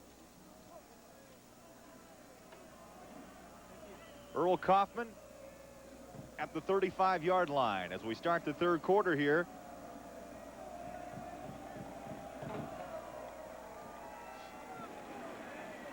And the kick taken at the goal line by Jason Jones. And boy, he gets hit at the 25-yard line. Marked it down at the 23. Number 34, John Christensen on that special teams unit comes down to make the stop. Scoring by quarters, not much to talk about in the first 15 minutes. Cougars put all 17 points up in the second quarter of play. And that's BYU's big quarter. They score more points in the second quarter than any of the others. And that's also Air Force's weakest one. They've given up the most points in the second quarter. Perez at quarterback. Up the middle, Rodney Lewis, a big run, and he's finally chased down at the 44-yard line. The biggest run from scrimmage today, Scott Giles, the right side outside linebacker, chased down Lewis, and he's the top rusher on this Falcon club. You know, every football game has two halves to it. And it is going to be interesting to see if the cold has any effect on the 17-point lead that BYU has, or if they come out here and play tough. And Air Force knows that they're still going to have to scramble and work in order to get in the game. A first down for Air Force. Perez keeps it, turns it upfield, picks up 4 yards, down at the 48-yard line by Josh Arnold, number 20. That's one of the things about the wishbone, is it looks like you've got him pretty well contained. Everything's going to work just right. The play ends, and then they move the sticks 4 yards downfield. It looked like he was held for not much of a gain, and he picks up 4 yards. Perez, a junior, his 3rd start this season out of Atlanta, Georgia. And they've got a corral of running backs. Clock running, 13:45. Perez fakes the handoff, wants to throw the ball on the ground. Is it a fumble? They called it a fumble. Pete Harston lowered the boom on Perez and Scotty Giles. Well, that's Giles who hit Perez, and Harston with the fumble recovery. Was his arm in motion?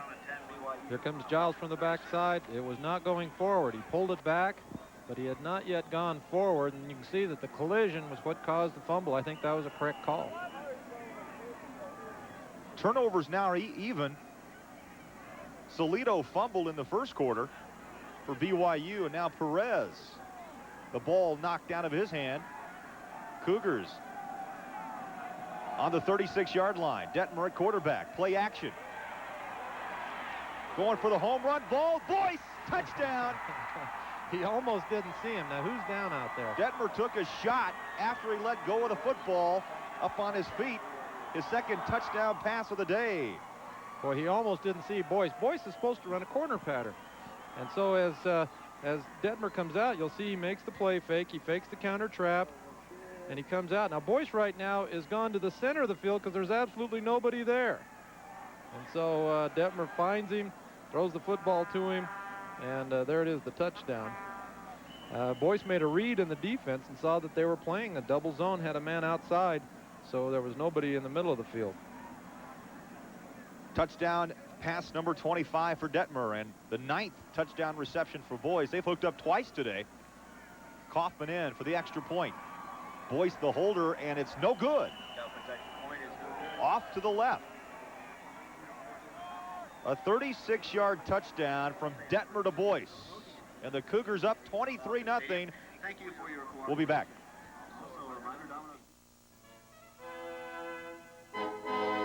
This is Senator Orrin Hatch asking for you to support my Republican friend and colleague, Carl Snow. Utah's 3rd District has a national reputation for upholding the traditional American values on which the Republican Party is based. Carl Snow is the candidate in this race who best reflects those values. Choosing the right congressman will not be difficult this year. Carl Snow, U.S. Congress. To do the job right, you need the right tools. Industrial Supply makes it easy to do the job right with professional tools and supplies and expert service. Save now on Durable Ames tools, famous for American-made quality for over 200 years. Round point or square mouth American-made brand shovels or 14-inch rake, your choice now $8.25 each. 5 cubic foot contractor's wheelbarrow, only $59. Come to Industrial Supply for the right tools and supplies for any job you do. Mom, are you sure you can handle this? No problem, kiddo. Ah, the virtues of milk. Here we go. Milk helps supply protein for working muscles.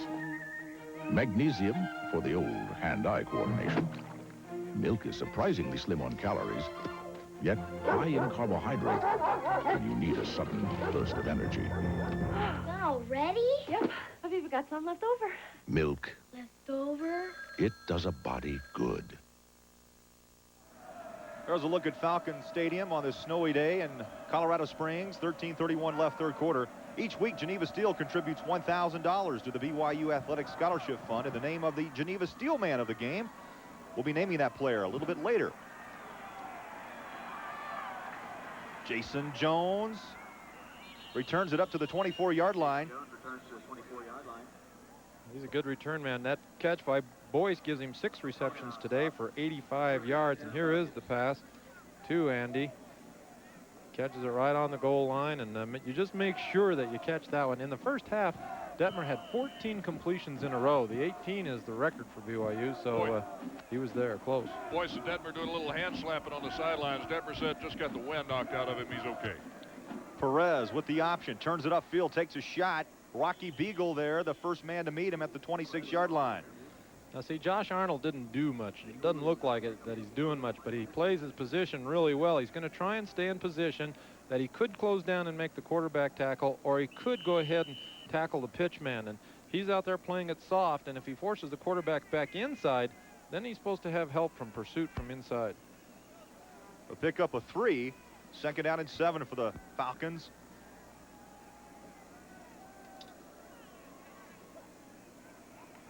Fumble on the play, and who's got it?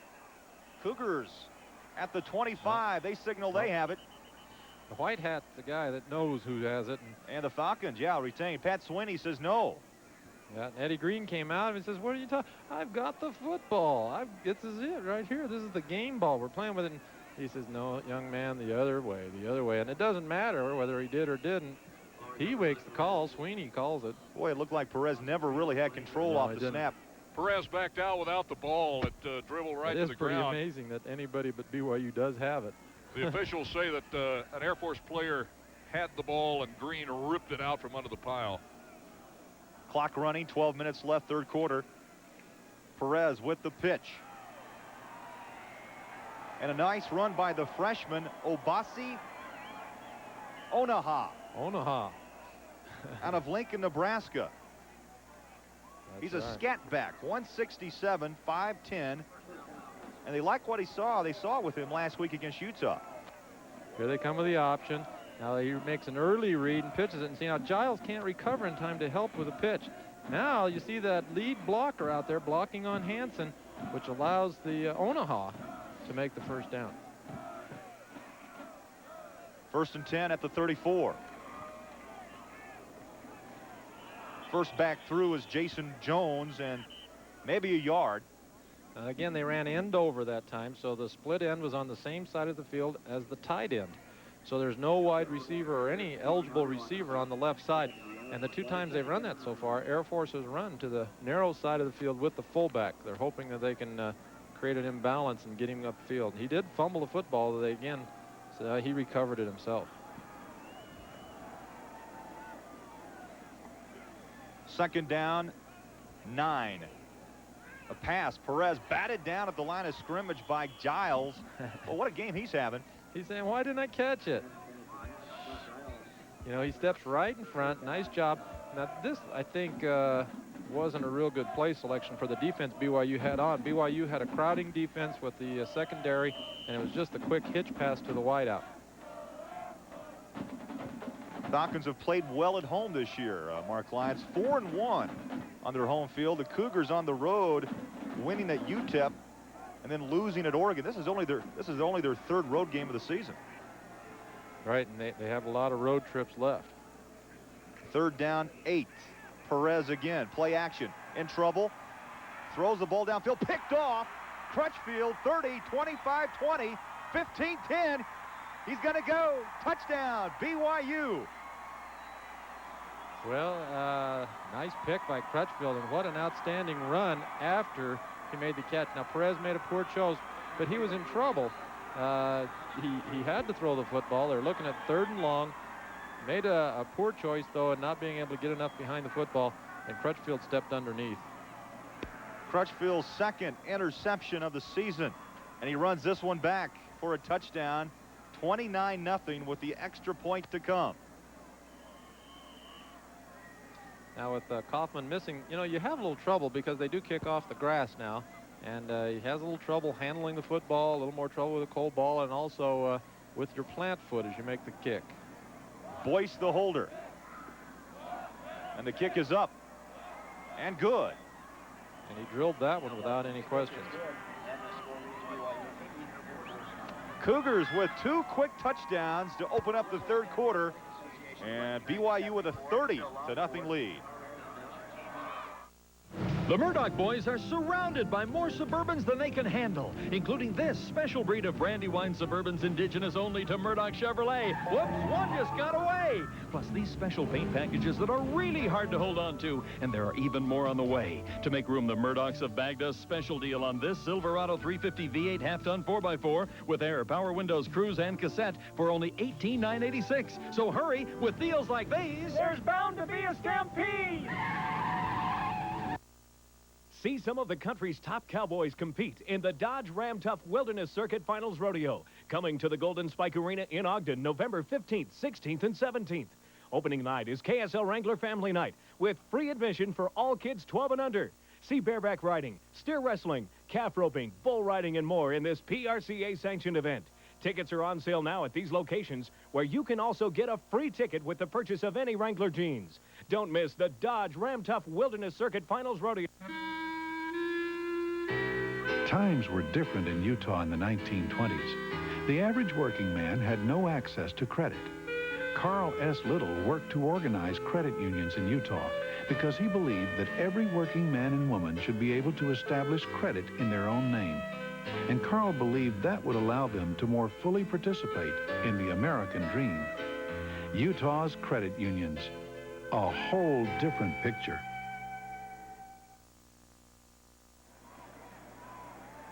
Craig Bolerjack, Mark Lyons, and Doug Miller back at the Air Force Academy. Close game at half, 17-0, and 2 quick touchdowns. Boyce, a 36-yard reception from Detmer. Crutchfield just picked off Perez and ran it back 36 yards, and just like that, it's 30-0. The whole key has been BYU's defense. Here's the return. Faison up the middle. Good blocking. And Faison, the D-back who moonlights as a kickoff returner. And he's a good one. Brings it up to the 26-yard line. Here's Crutchfield. You can see he's lined up, and they're also we're showing the outside linebacker who's going to get pressure. Perez does end up out here to the right, and he's going to try and throw to his tight end. So he fakes the counter dive, does a nice job of faking, but look at the outside linebacker pressure. That's Giles. He's got him in the grasp. He throws the football, and there Crutchfield picks off the ball. Thank you very much. Takes it back 36 yards. And Perez with the keeper, and he is met head-on by Mark Smith, the nose guard. Hit him up high. It really has been a defensive effort today that's put BYU in the driver's seat of this football game, as they have really limited Air Force's wishbone all day long. And Air Force is in a tough spot now because they're down 30 points. They don't throw a lot, and they're going to have to now. There's Fisher looking for that right play. Rodney Lewis, the fullback. Perez with the pitch.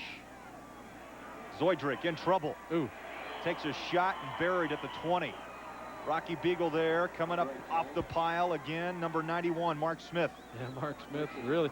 And, you know, when the lineman makes the play on the option, there is no option. When a lineman beats his blocker and he gets over there in the quarterback, see, look, it starts with Harston. Harston's out there, so now, there's Fatisi Manu and everybody, and there's Smith. Boom. Oh, ow. Boy, that's one of those hits on a cold day that bring tears to your eyes, won't it? We call that a fish hit, because the guy just kind of flounders around out there. Air Force with a new look. Man in motion. They got away with the procedure, didn't they? And Perez thrown for a loss, Fatisi Manu. And the Falcons really, right now, just cannot get things together. Yeah, they're having a real hard time against BYU's defense. BYU's really controlling everything they're doing.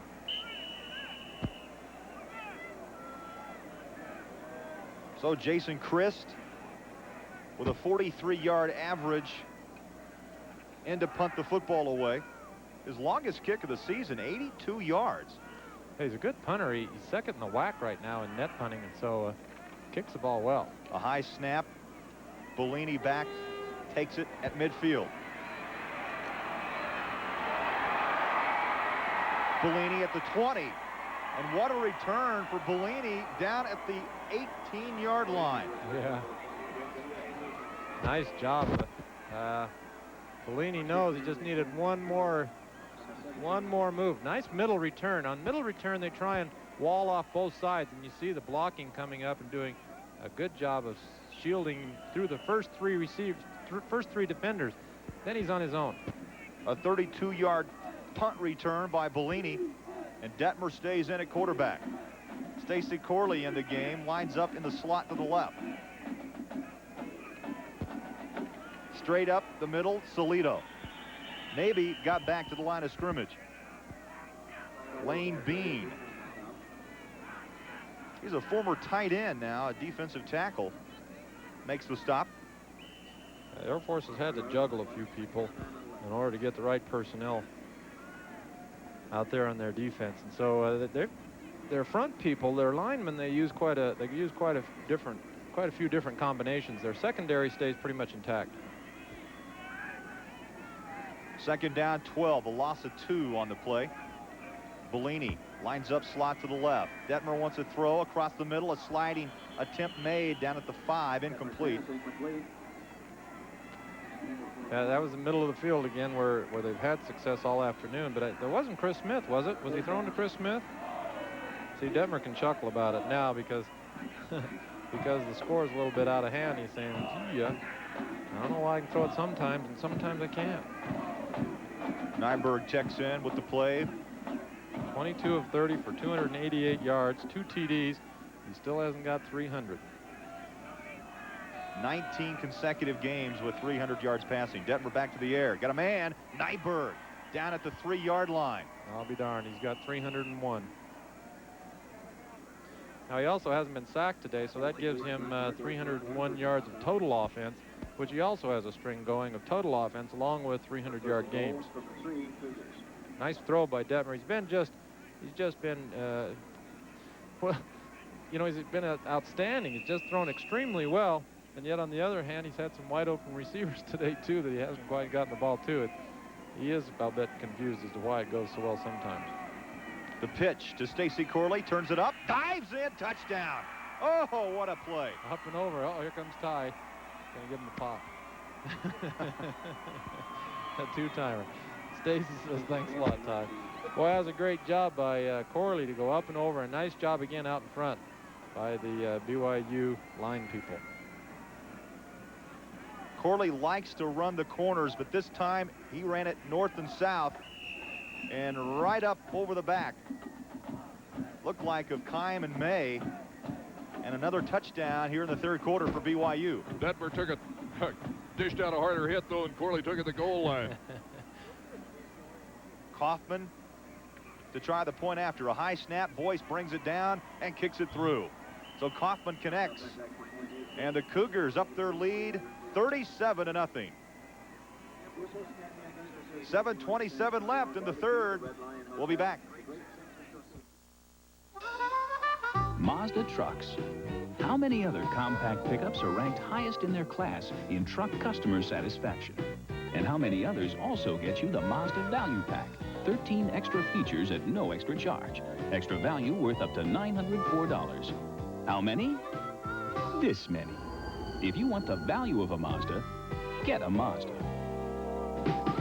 At your Utah Mazda dealer now. We sent him to Washington to fight for Salt Lake County, and he has like no one else. Against all odds, he took on the federal bureaucrats to pass the Central Utah Water Project, vital to Utah's economic future. He saved thousands of jobs at Geneva Steel, blocked the Thousand Springs power plant, which threatened our air and economy, and won a government apology and compensation for Utah's nuclear test victims. Wayne Owens, fighting and winning for Salt Lake County. I never thought I'd ever need glasses, or that I'd ever be reading financial journals. And I never thought I'd drive anything from an American car company. Times change. You change. New systems, new standards, new thinking, new times. Mercury Tracer. It's built to change your mind. All this and the quality of a Mercury. And some of the crowd here at Falcon Stadium in their cars. Fair weather fans, you know. They're out of here. 37-0 Cougars. They've really put this game out of, well, it's not out of reach, but let's just say it's not looking good for the Air Force Academy. 37-0 as Kaufman kicks it in the end zone. Give your child the important gift of a college education. Ask a Piper Jaffray broker to help you create a sensible plan. Doug Miller. Leg braces are something you see showing up more and more on the BYU players, especially in this game with the cut blocks that Air Force used. A lot of leg injuries. This is a brace that was used last year by a linebacker. You can see the warp in it. This saved a leg. That brace should be straight. It's that kind of impact that a brace like this will absorb, especially when you're shot from the side. And the linebackers, you see Ty Detmer with one on both legs now, mostly for insurance or protection. Falcons back on offense. Perez with the keeper, breaks it up the middle at the 40, the 50, follows a blocker up to the 35, still on his feet, and tackled at the 30 by Rocky Beagle. Now, one of the concerns that people have about Perez is they say he's not fast enough, and he's not as fast as D. Dowis, but he's certainly fast enough to run the option. And this certainly evidences it because you see the outside linebacker close right down into the dive, and he was supposed to have option, or right when he ran by the BYU defender. Nice job by Gray to fight, slow him down, force him to cut back, and good job by pursuit BYU in order to make that tackle. A 51-yard run by Perez. Yeah, who's down? There is a player down right now. I think it's an Air Force player. So as quickly as, you know, the Air Force in running the wishbone, that's the idea, is that we're going to run it and run it and run it until finally somebody pops one. Everybody blocked right. Everybody picked everyone. The lead back blocked on their right defender, and zoom, there goes the big play. And it has that potential all the time. Rodney Lewis shaken up on that play. He's up and on the sideline. He was one of the blockers downfield, right, leading it for Perez. 51-yard run for Perez down to the Cougar 29. Perez, the handoff. Jason Jones may break it. 10-5, touchdown.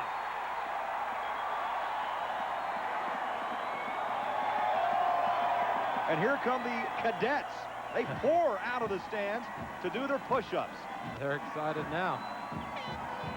And in 2 plays, Air Force goes the 80 yards as Jones bounces off the first tackler, and he knows which way to go once he gets turned around toward the goal line.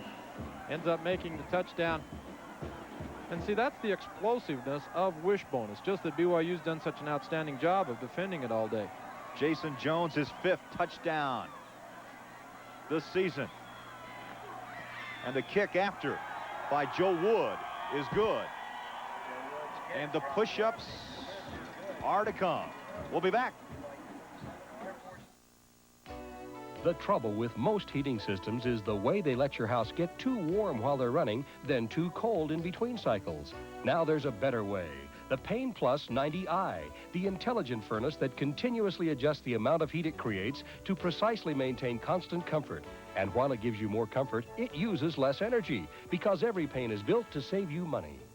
See this Pain dealer for a $150 rebate. Mountain Valley Sheet Metal in Pleasant Grove. We sent him to Washington to fight for Salt Lake County, and he has like no one else. Against all odds, he took on the federal bureaucrats to pass the Central Utah Water Project, vital to Utah's economic future. He saved thousands of jobs at Geneva Steel, blocked the Thousand Springs power plant, which threatened our air and economy, and won a government apology and compensation for Utah's nuclear test victims. Wayne Owens, fighting and winning for Salt Lake County. And the Academy on the scoreboard here in the 3rd quarter, 6:47. And they did put together an impressive drive. The wishbone clicking. Perez with the big run to set it up. Jason Woods takes it the final 29 yards. And this crowd finally was something to cheer about. 37-7, Cougars with the lead. Yeah, those 2-play 80-yard drives certainly do put you on the scoreboard in a hurry. A short kick. It's picked up by number 31, Brad Clark. And he's still on his feet, battling up to the 45-yard line. Of course, Clark, a popular kickoff cover man, and also this time having a little glory on the return end of it. There's number 31, Brad Clark. Cougars with good field position. Question is, will Detmer come on the field? Yes. Detmer trots back on with 6:38 left, third quarter. Yeah, that's the thing. It's still the third quarter, and when Air Force can put points on the board in 2 plays, 37-7 would be quite a remarkable comeback, and yet I think BYU wants to get back control of the game. Detmer, play action. Good protection, steps up in the pocket, fires it to his tight end, Chris Smith.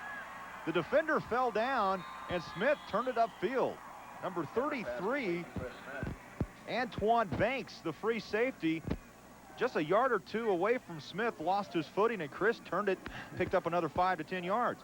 He's just so open. Now, see, Ty isn't extremely tall, but he throws right down the middle of the field here. He certainly is able to get the ball up the middle, but Chris Smith is just wide open right there in the center of the field. And McDonald came over to put him down. 1st and 10 at the 32 of Air Force. Detmer passes again. Nadi Valdez, the catch, and then the drop at the 25. I think he could have had that football. It was a little bit low, but he should be planning that. It was a comeback pattern where he's just going to come out and hitch, and he's got both his feet planted in order to adjust to the football. Wasn't able to make the catch. There's Lavelle Edwards. Got his parka zip tight. He said he was going to dress warm today. Looks like he's okay. 2nd down. Boyce in motion. Detmer on the roll. Boyce, the sliding grab at the 19. The middle of the field again. I'm surprised that Air Force has decided. They haven't blitzed much at all today. All their pressures come from their front 5, the 2 outside backers and 3 down people. And they've played zone secondary all afternoon, and they haven't mixed things up very well. And when you see that things are, see, look at Bellini. Bellini's saying, I still got a shot here too, but Boyce makes the catch, slides, and I'm surprised Air Force hasn't changed things up just a little bit more. 5:45 left to play, third quarter. Detmer, the handoff. Salido stacked up. Tui Pelotu. Tui Pelotu 32 and Salido 22, and that was Peter off right tackle, skipping and hopping, picked up a couple of yards. 4-2, yeah, it was 4-2. It looks like he got 4 yards. 4 yards.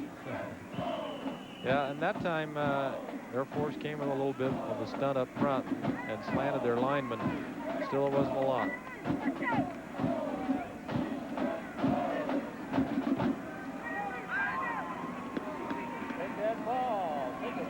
Second down and 6 on the 16. Detmer pedal back.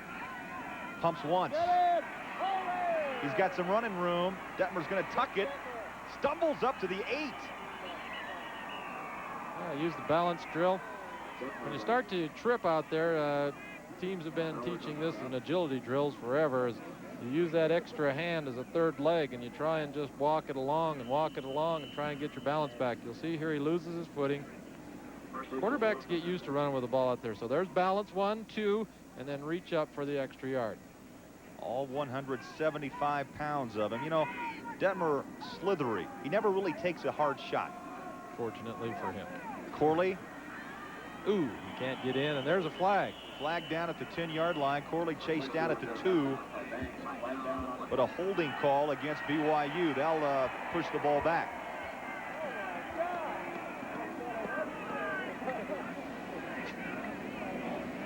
But, you know, going back to Detmer and the way he runs, some quarterbacks, they tend to straighten up. Yeah. They'll take a shot. Detmer, though, turns a bit sideways and really never takes a hard lick. Tries to not ever have his feet planted when he gets hit. You do try and just turn yourself so they get a bad angle every time they hit you. You know, the place that he gets in trouble, of course, is when he gets sacked sometimes, when he's pinned in and he gets a shot there. 1st and goal to goal at the 18. Quick flip out to Matsuzaki.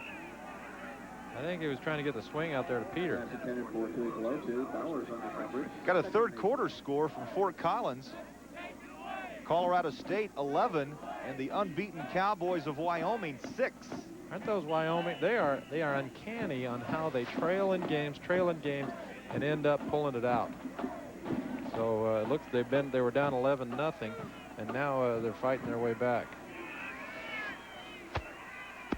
4:24 on the clock, third quarter.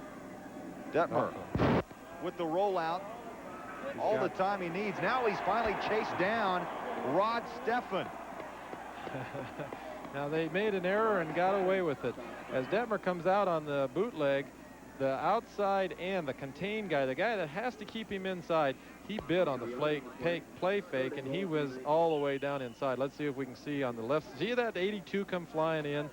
So Detmer could have run this thing, but now they've got excellent coverage downfield. Everybody's taken, and inside pursuit by Air Force gets Detmer down. So now they're looking at 3rd and plenty. 3rd and 19. Goal to goal. A quick pass downfield at the 5-yard line. Boyce. They're going to give him a catch, I think. Nobody knows. The Falcons indicate no catch, but the official on the scene, they spotted at the 5. Yeah, that's Boyce's 8th reception today, and that'll give him just over 100 yards. Smith has 6 receptions for 105, so together, that looks pretty... Oh, look at that. He does. He hands it right on his shoulder pad.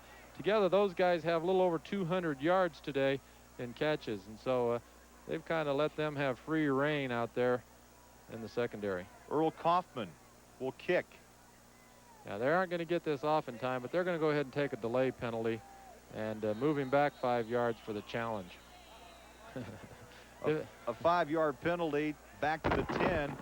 We have a dead ball on the offense. 5-yard penalty, still 4th down.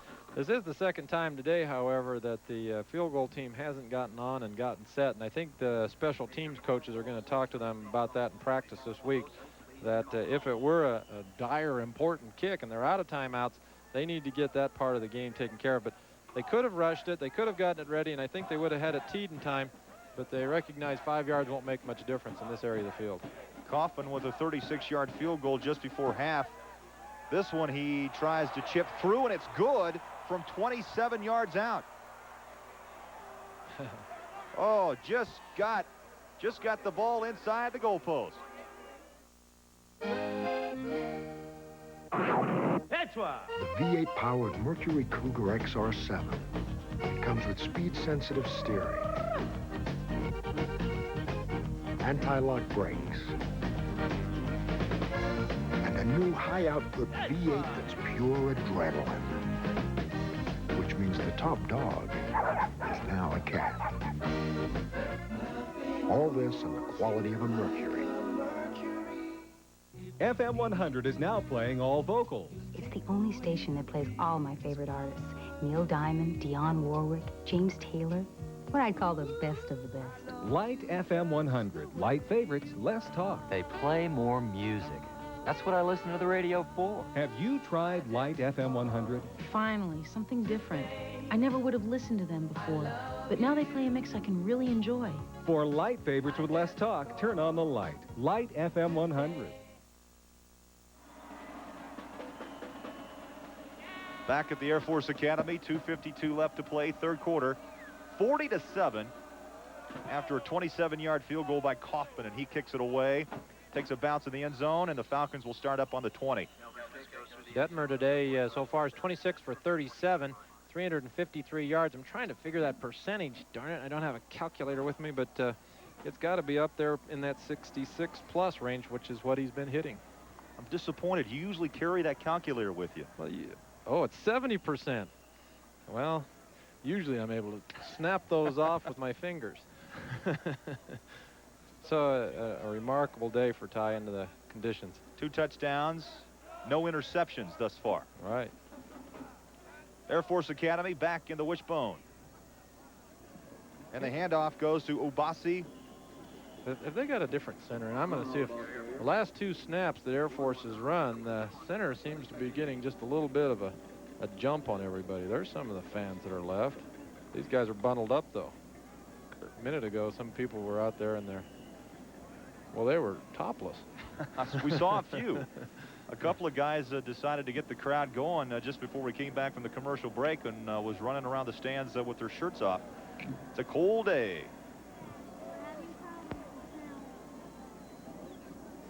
2-yard pickup.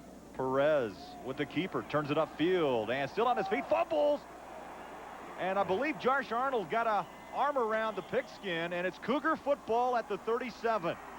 Yeah, just as he starts upfield here, again, he does a nice job, because once he gets by the outside contained man who's supposed to play him, has been playing him just a little bit soft. Right there, he gets by the end man. Arnold gets blocked, who's out there hurrying to the pitch. But now here come these guys, and they just strip the ball. That's Crutchfield. Crutchfield stripped it, and Josh Arnold recovered it, and Ty Detmer trots on the field again. 1st and 10 at the Air Force 37. 2:04 left to play, third quarter.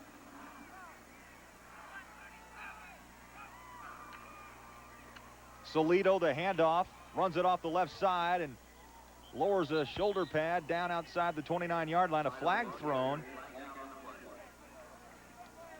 Been pretty much error-free as far as penalties today. These officials have done a good job to let them play. Minute 58 here left in the third quarter. The first half flew by, didn't it? I mean, we were out of this first half in just over an hour. And now then this third quarter seems to be bogging down a bit. As far as time goes, certainly not as far as what we're seeing in the play. Solito sure drew a crowd. 3 blue jerseys took a shot at him. The penalty puts the ball at the Air Force 42. 5 penalties for BYU for 45 yards, and Air Force is just clean, 1 for 5. 1st and 15 at the 42.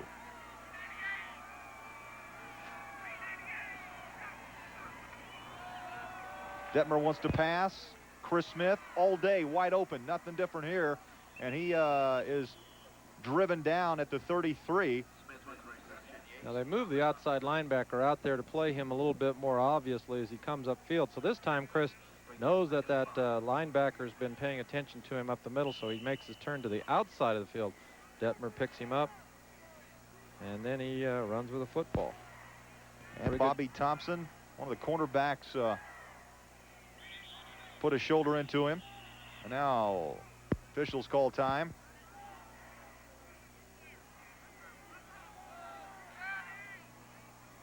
Now they're trying to... Yeah, they're mad at 45. Those officials are mad at him.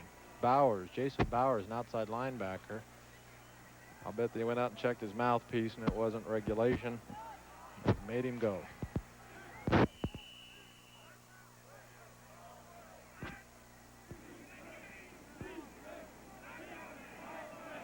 Second down. Detmer with the play fake. Downfield, Andy Boyce been busy all day. Middle of the field. 18-yard line. Another big chunk of yardage for Detmer, closing in on 400 yards. Now see, if they would pinch down, BYU's linemen are all big, tall guys, and Ty isn't as tall or as big as those guys, but look, he still sees well down the middle of the field. Now Air Force pushes and pushes down inside and takes that vision away from him. He gets pressured there pretty close, but he's still able to have a lane of throwing right down the middle of the field. That was BYU's 18th first down passing. Here's a blitz. Detmer goes under. And they should throw a flag here. Well, he got the shuffle pass off, and they're going to allow it because he did have a receiver out there. But now this is pretty tough. Doug, what did you think? I see. You know, he does get pressured here. He's got the blitz coming. The outside linebacker comes free, and he slides off him, but he sees a shuffle here. Oh, no. I'd throw the flag there. Yeah. The rule says that if he is getting rid of the football in order to avoid the sack, that's pretty close. There was a receiver in that direction, but I think he was attempting to avoid the sack. Second down again at the 19. Detmer again, back to pass, the lob, Bellini, touchdown. There's a flag. They're going to pull this one back, unless it's roughing. Holding, maybe a make-up call, huh? Well, I wonder why he had time to make the call last time and make it up. That's too bad for Matt, because Matt's the leading receiver in BYU history and also in yards, and he's, I think, just 4 away in touchdowns. And he hasn't had the ball a whole lot today. And that's too bad. He runs a nice out and up pattern, gets open on the sideline, and it's taken away from him. You know, checking Detmer's stats today, he's already bypassed Scott Mitchell on the NCAA all-time passing list. Also, Tom Hudson. So he's moved up to 12th place all-time on the NCAA list. Next in line is Mark Herman. Oh, Mark Lyons, I thought you were going to say. No, he got me last week, I think. Was that last week he finally caught you? Second down 20 on the Air Force 29. And Detmer likes to roll out to his left. Matsuzaki. Ooh, yes, the catch made at the 10. Now this is that roll. Doug, come in. I'm having trouble hearing you. Are you talking to me? Yeah, go ahead, Doug. Now we're up here in the middle of some Cougar fans. These guys, you drove all the way down from Denver, is that right? Yep. Denver? Denver. From Denver. Are you guys having trouble staying warm up here? Oh, no, we're used to that. What do you think of the stadium? Much of the Air Force fans over here have left. Do you have any, what's your reaction to that? They're too cold and they're too far behind. Well, as you can tell, we generate our own kind of heat over here in the Cougar section of the end zone. Correct. All right, Doug Miller, Solito, the handoff, turns it up the left side, out of bounds at the 4. Doug looked like he was keeping warm, sandwiched in between packed in there. I couldn't find him down there. I guess that's why we're having a hard time seeing him. I wanted to talk about Matsuzaki and Detmer because that is that comeback pattern where he runs down about 20 yards and plants the foot. Detmer reads, soon as the foot plants, he then comes back to make the catch. And Detmer delivered the ball way before Matsuzaki had made his final cut and throws the ball as soon as Micah turned around. Poof, right in the numbers. 29 for 41, 405 yards now for Ty. And he just tied Mark Herman for 11th all-time NCAA passing. I think you might run this one in. Detmer, plenty of rooms, got an alley, flips the ball, and in and out of the hands of Chris Smith. Oh, good coverage by the Falcons. Number 25, Shannon Yates, the Falcon back, made it tough on Chris Smith. Yeah, Chris had it in his hands and then almost had the rebound. Yeah, nice job out there. And see, he almost gets that rebound and then everybody collapses on him. And it draws a lot of attention. 2 seconds left in this third quarter. Second down and 4. Cougars trying to add to that 40-7 lead. That's a good-looking helmet.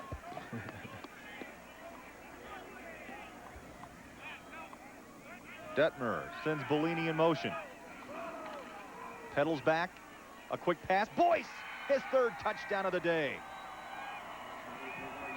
So they pick it up with a pass. Boyce is able to catch the football real well. He runs an inside slant out of the slot position. And Ty was a little easier on him that time after that reception. Nobody left, you know. Now, see, he's looking at Bellini. He came right off to see if they'd gone out with him. They did. So then he makes his second read to Boyce coming on the slant. Boyce, his 3rd touchdown reception. And the Cougars with the point after. Kaufman boots it. And it's 47-7. That ends the 3rd quarter. And the 4th quarter to come. Cougars with a 40-point lead.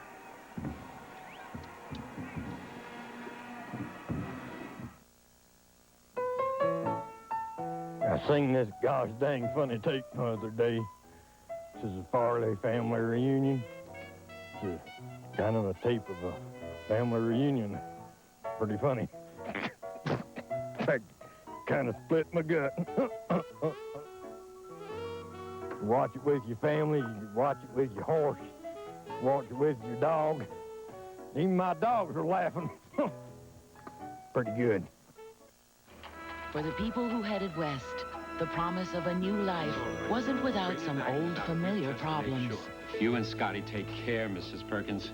Thank you, Doctor. Bill Coombs' mare just tangled with some barbed wire. I'm on my way. Years ago, the fastest line between someone in need and someone who could help were the people of U.S. West.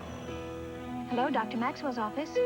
Oh, I'm sorry, the doctor just left. Today, the companies of U.S. West continue to pioneer innovative connections between your time and your needs. I'm almost there. Just make her comfortable.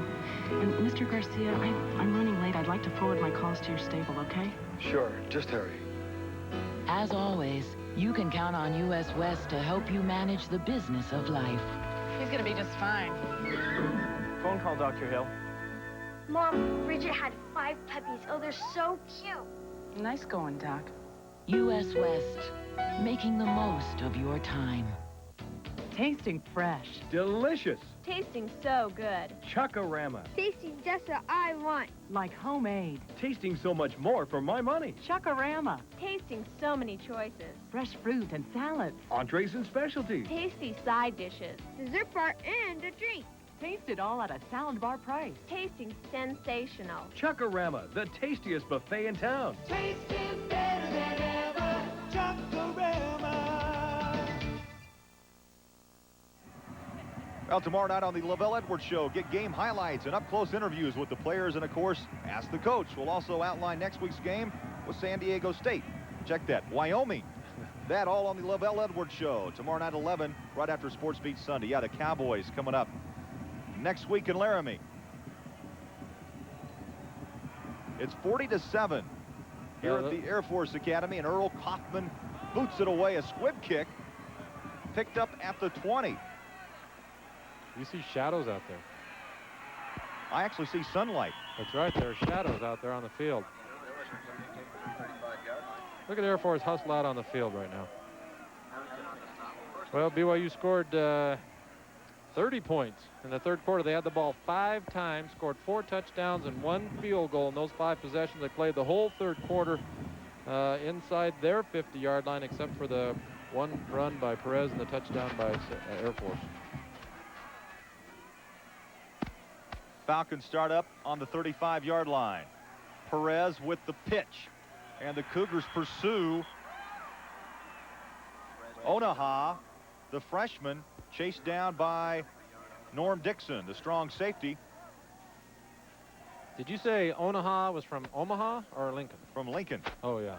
Onaha from Lincoln, that's right. The sun's actually punched through a little hole in the crowd here. You mentioned the shadows on the field. You can see it's still hazy, high clouds here, but it's also still snowing, and it's still 26 degrees. Second down, 9.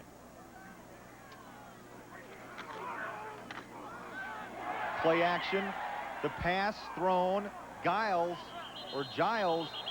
had Perez. Uh-oh, here comes a late one. Uh-oh. Had to reach in his back pocket. And Perez throws his arm in disgust.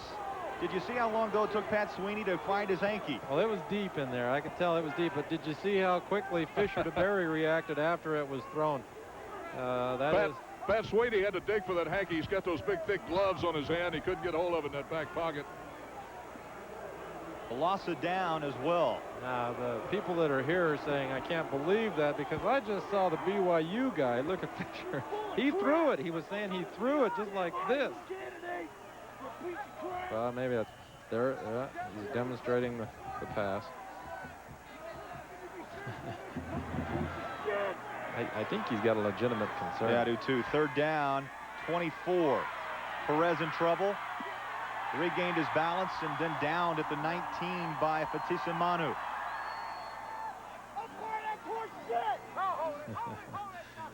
Some people are concerned, other than Fisher DeBerry out there, but he's got everybody moving back, and he says, I'll talk to the ref. I'll talk to the ref. Now he's going to say, come here. Nope, didn't.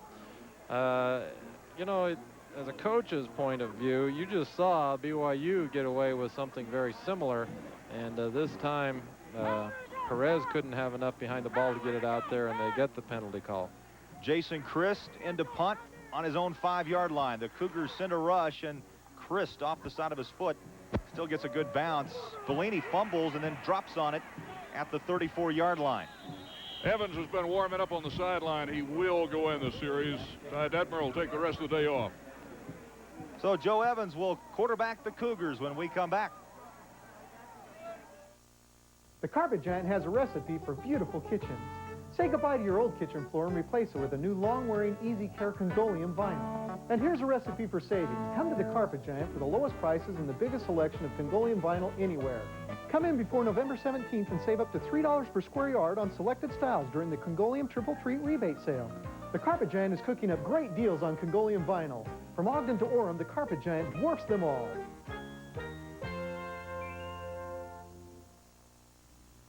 You? Yeah, me. Russ, you have no eye for color. I'm picking out the paint. I know what I'm doing. I have no idea what I'm doing. You can do it, Russ. This True Test custom color system makes it easy to match colors, just like a decorator. Admit it, Ellen. I picked out the perfect colors. Yes, but who would ever believe it? You can do it with True Value hardware stores. Why is it that Salt Lake County has been singled out as one of the most efficient county governments in America? How is it that while the rest of the country is slipping into a recession, Salt Lake is listed by prestigious publications as the #1 place to do business in the nation? Taxes have increased on city, state, and federal levels, so why haven't Salt Lake County taxes risen in over 4 years? Here's why. Government is working in Salt Lake County because Bart Barker puts people before politics. Bart Barker for County Commission. And there's the crowd left here at Falcon Stadium, and you can see they dressed for the weather today. That's kind of the BYU group. 47-7, 13-19 left to play. And Joe Evans in for Ty Detmer. Hands it off to Charlton, number 43 for BYU. There he's demonstrating that pouch, that hand pouch. Joe Evans has completed 70% of his passes thrown this year. 7 for 10, 78 yards. He's plus 10 yards per kick completion, which you like. Cougars will play a lot of the young players here in the fourth quarter. Clock running, 12:45 left. Joe Evans, a junior out of Orem, Utah.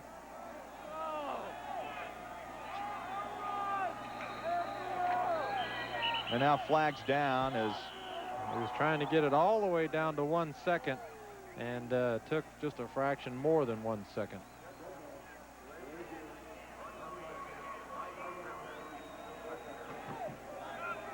So they'll move that back 5 yards.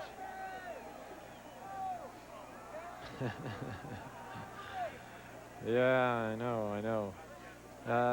Right now, Air Force Academy is going to get charged up, and of course BYU's new people in there are going to say, I get a chance to play, I'm going to do everything I can. They're playing the 2 tight end formation.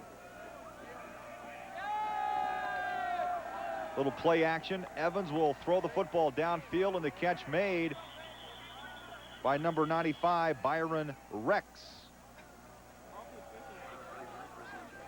Knocked out of bounds at the 40. Yeah, that's that counter trap where quarterbacks had pretty good success in getting outside away from that containment all day today. And then as they bring a crossing receiver against the grain, he's able to get a step on his defender and ends up picking that 5, 6, 10 yards. 3rd down 5 at the 39. Evans pedals back. A quick flip. Nice read by Evans because they brought 2 inside linebackers that time. Rex is out there making the reception again. He ran the quick out of the double tight end, and 2 inside linebackers came. Evans read that there's the blitz, so he went to his quick check-off receiver, tight end, open, and another first down. You know, it's amazing. You see colleges around the country, how they use their backs, their wideouts, their split ends. The tight end plays such a big part in this this offensive pass game for BYU. Oh, absolutely. 11:47, clock running. Falcons with the blitz. Got Charlton, big hole off the right side, cuts it back outside at the 30. Ooh. He may go 20, and then driven out of bounds. Nice recovery by the Falcons secondary. They're going to call a clipping penalty out there, and this is awfully close. The receiver does a nice job to get over there in this play and make an effort to give Charlton. Charlton, I think, made an outstanding move when he made his cut left. Looked like he was going to go straight up the middle of the field. and then made a terrific cut back to the right to the open side. And then the receiver tries to get out there. Let's see if we can pick it up. And you'll see how much effort he makes to try and make a legal block on that corner, but the corner turns on him just as he throws. Boy, nice block, too. A nice seal block by Jim Balmforth. And there's the clip they called just at the end. And Mike Rogers. Charlton's a big, strong player. Outstanding athlete. He could have played professional baseball. Or maybe he does, but, but he's in a Cougar uniform today. Several of us down here on the sideline wondering if you guys are warm enough up there. Comfortable? Heating up. A little toasty, Doug. Another hot chocolate over here. First down, 3. Stacy Corley turns the corner, gets the first down. Clock will stop. Out of bounds at the 35-yard line. Joe Evans putting together a pretty good drive. Picks up another first down, gives him another set of downs. Eric Drage coming in at wide receiver with a play. There they are. There's the crazy guys. A day at the beach. Yes. First down at the Falcon 36. Charlton keeps those legs running, and he's inside the 20. Boy, Charlton, you are right. He gets off a quick step. He's a real high-stepping type of runner. Good strong legs, and he cuts real well. The thing I like about the play here is they just ran this play with the trap to the right, and Charlton came up. Now they run with the trap to the left. You see Brian May coming across and trapping. And so BYU is ambidextrous in the trap. Say that again. 11:02 left, fourth quarter. The pitch, Stacy Corley. And he nearly gets the first down. Maybe he did. They spot it inside the orange marker down there. He got the first down. Corley, nimble, feet and all, got the first. Right in front of the Cougar fans down there where he stepped out, and they really gave him a cheer. Thought he was going to end up in their lap before he got it stopped.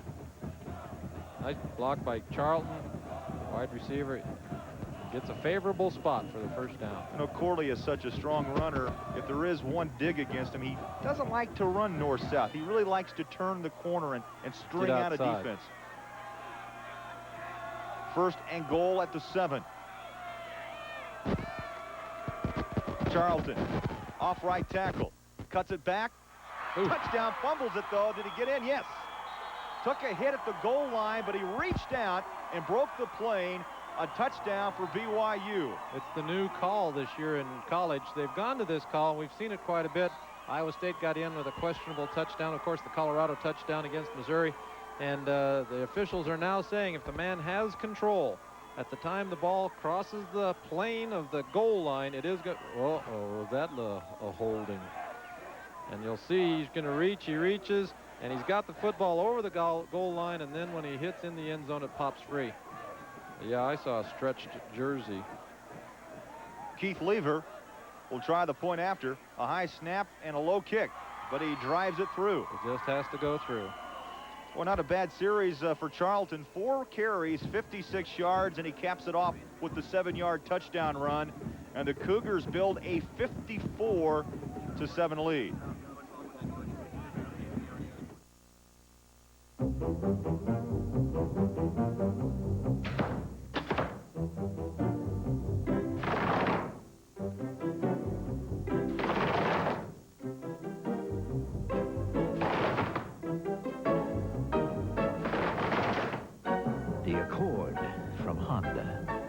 Once again, it's what the competition is shooting for.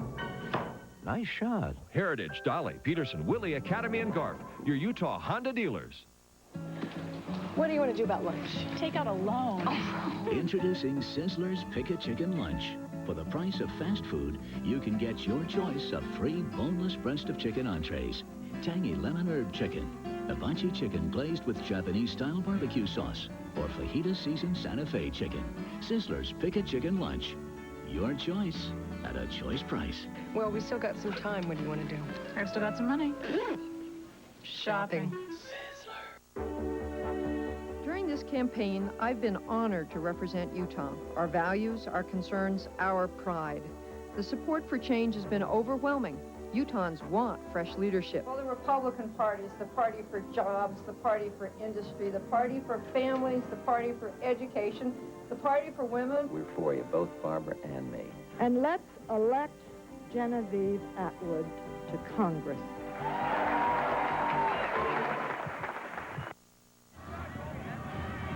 Back at Falcon Stadium, and it's getting a little bare. Yeah. Cheerleaders just held up a big banner, brought the crowd to their feet here in front of the BYU segment, saying, Ty Detmer, the general of the Air Force. Kaufman squibs it down the middle of the field, picked up at the 7. Hear those pads pop.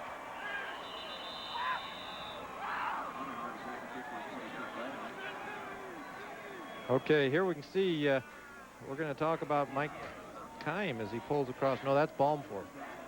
Nope, it's Neil Fort.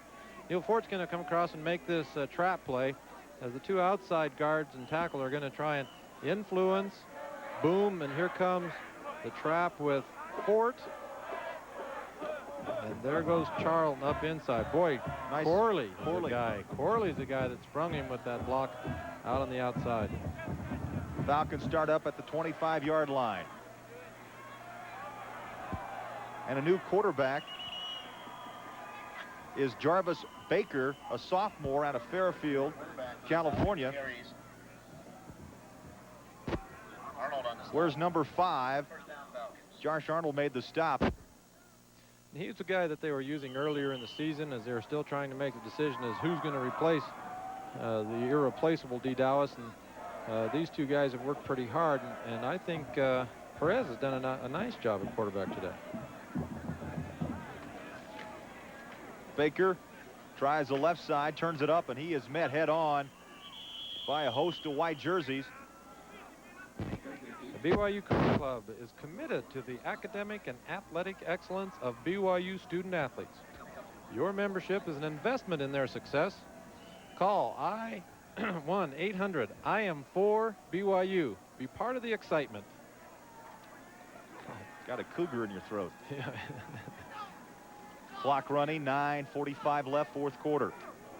Cougars will go back to Utah with a dominant win. They'll stay unbeaten in conference play as the Falcons try running it right up the middle.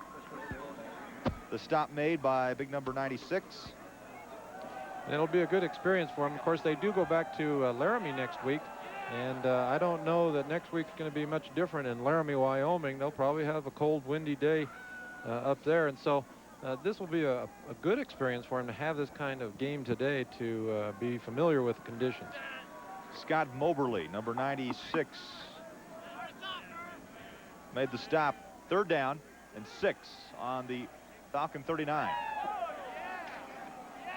Baker fakes into the line, cuts it back up, and he's met and hit and brought down by Billy Bryan, the left linebacker. Well, you can see Alima Fatisimano. He's had the dive guy most of the day, and he's the outside linebacker. And boy, he really crushed that fullback diving through that time. 4th down, and Air Force is going to go for it. 4th and 2, huh? Little more than 1.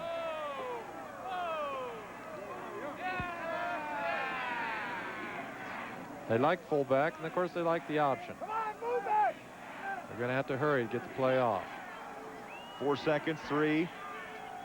Baker gets it off with a second to spare. Baker turns it up. Will not get the first down. The Cougars, in fact, throw Baker for a yard loss.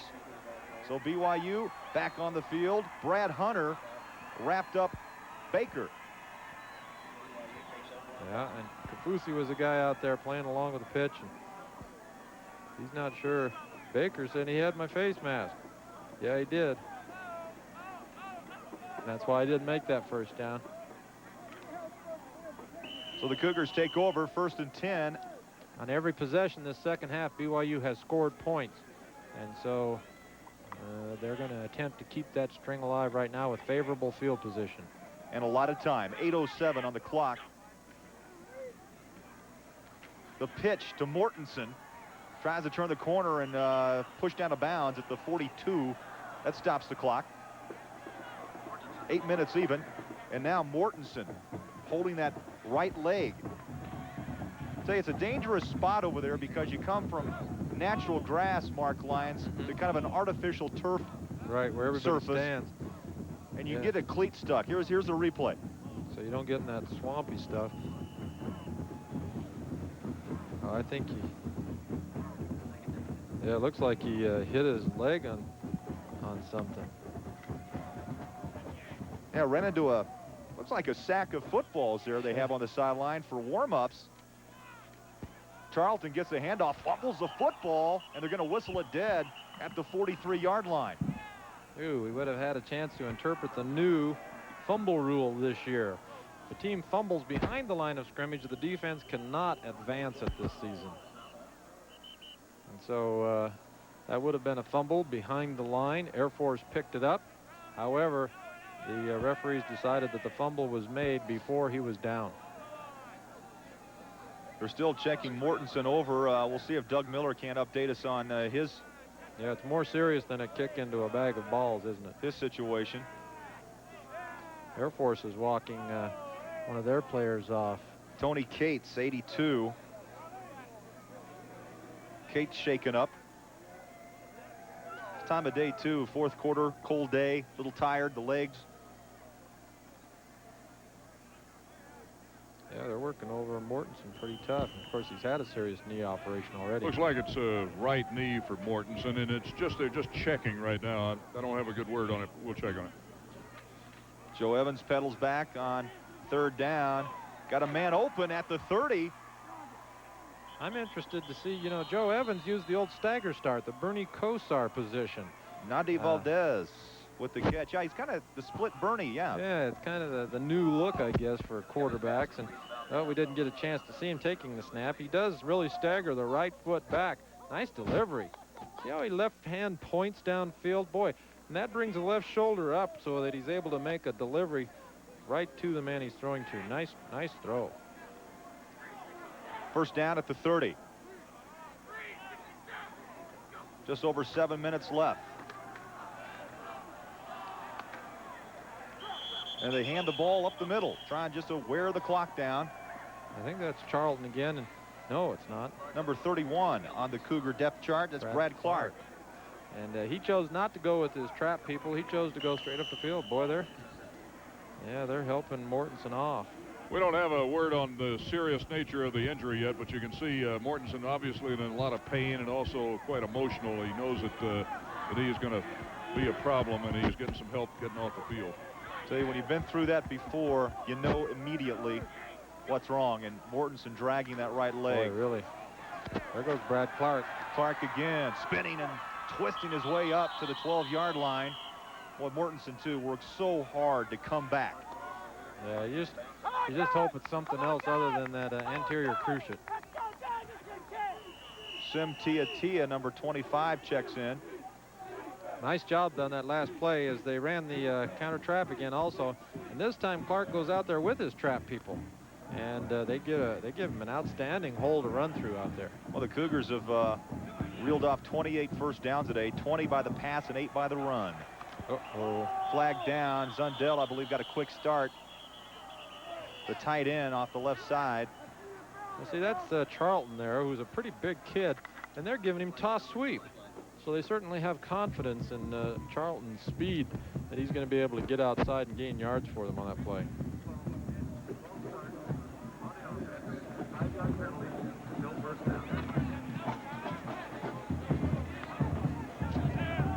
BYU's had some interesting games so far this year as far as the polls go. They've won 2 WAC games and dropped, had a bye, and they lost ground in it. Doug?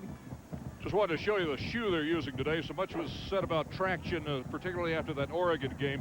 Both teams are using what they call long cleats. The NCAA reg allows a 3/4-inch cleat. This is typical of what both teams have today. Seems to have matched up with footing pretty well, though, even on the muddy, snowy field here at Falcon Stadium. Charlton chased out of bounds.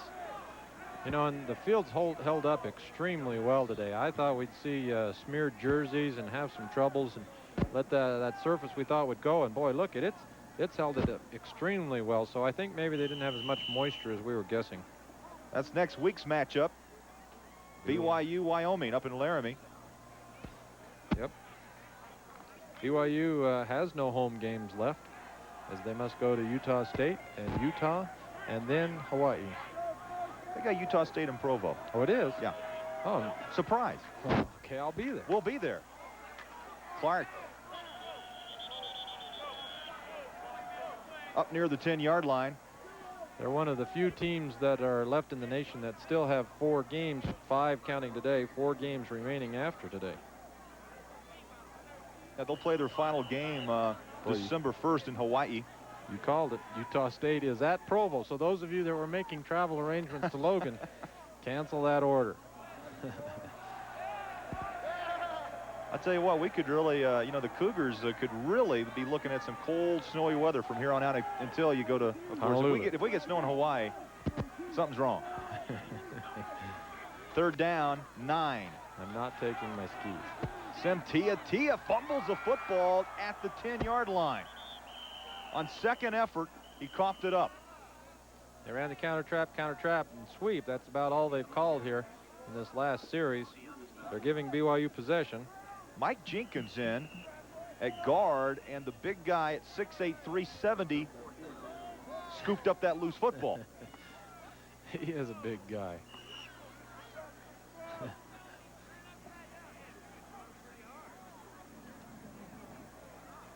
Brent Smith now in at quarterback, number 15.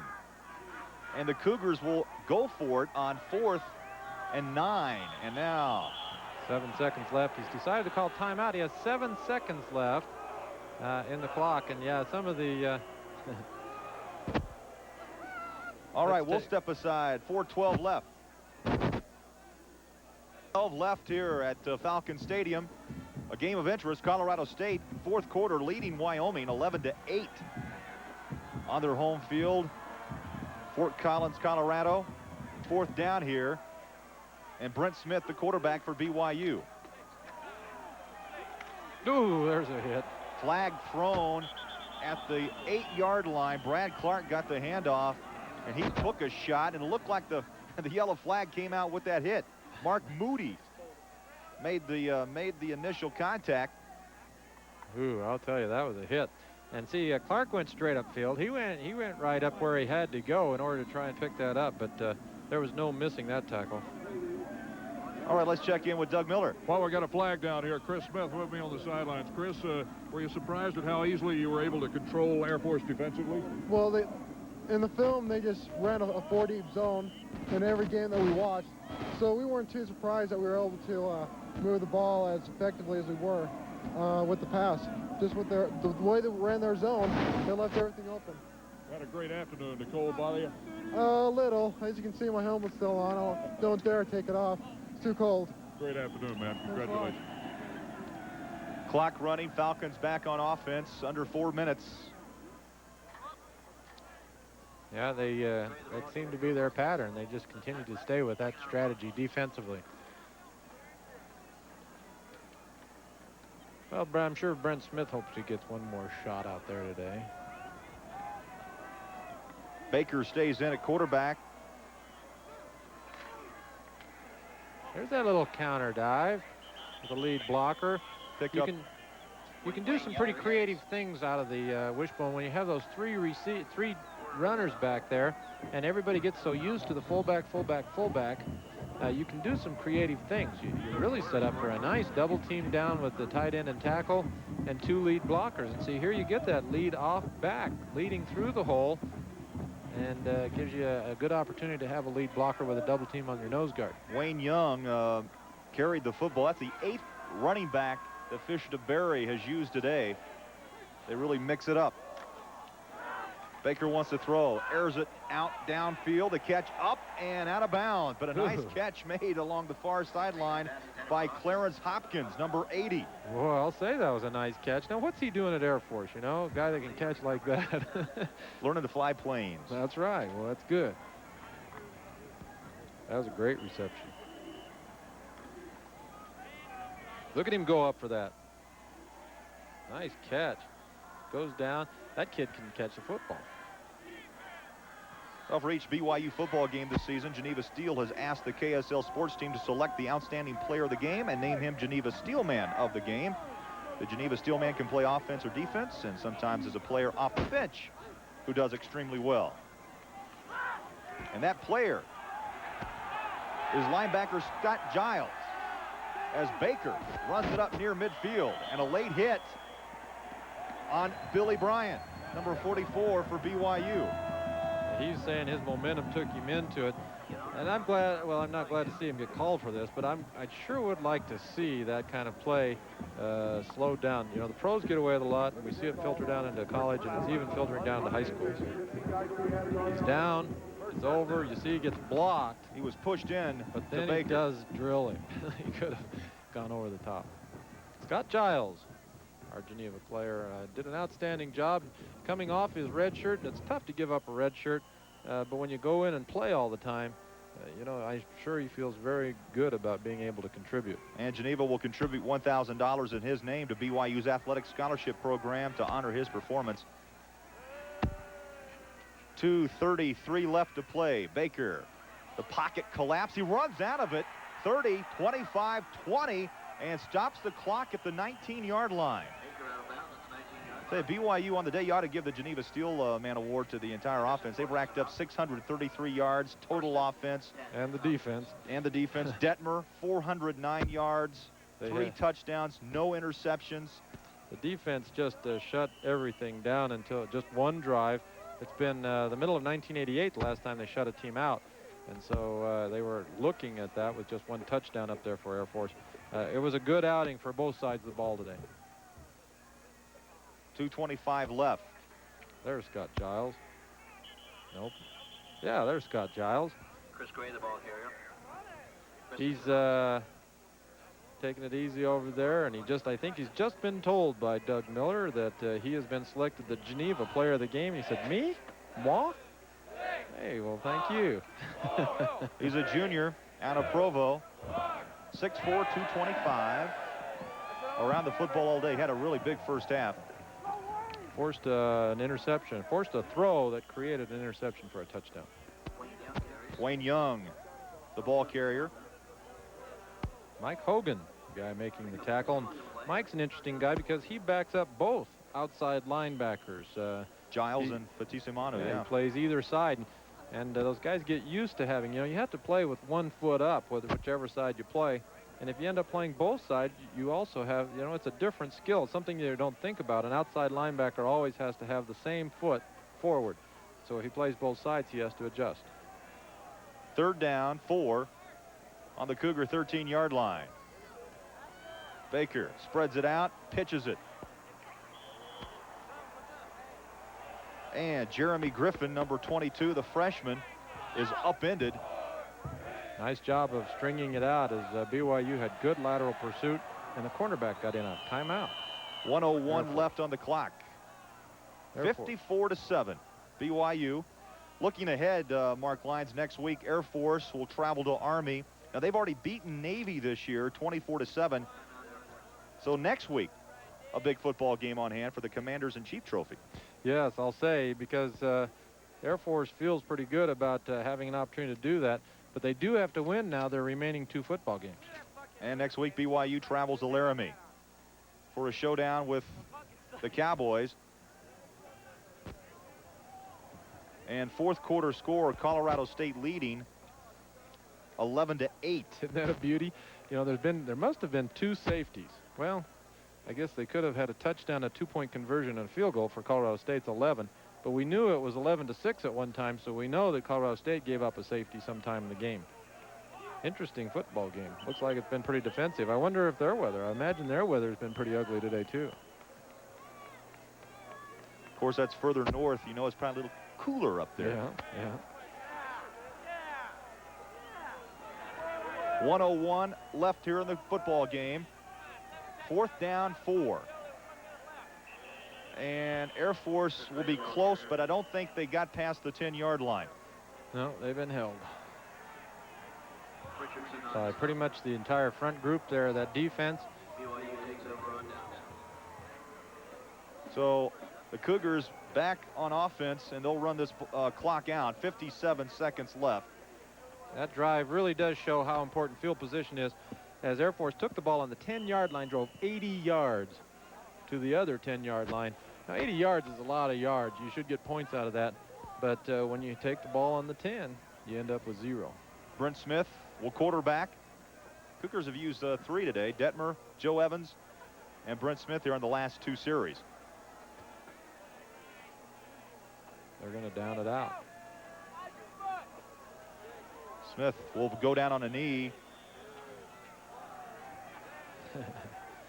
He lost 4 yards. You can see the clock ticking down.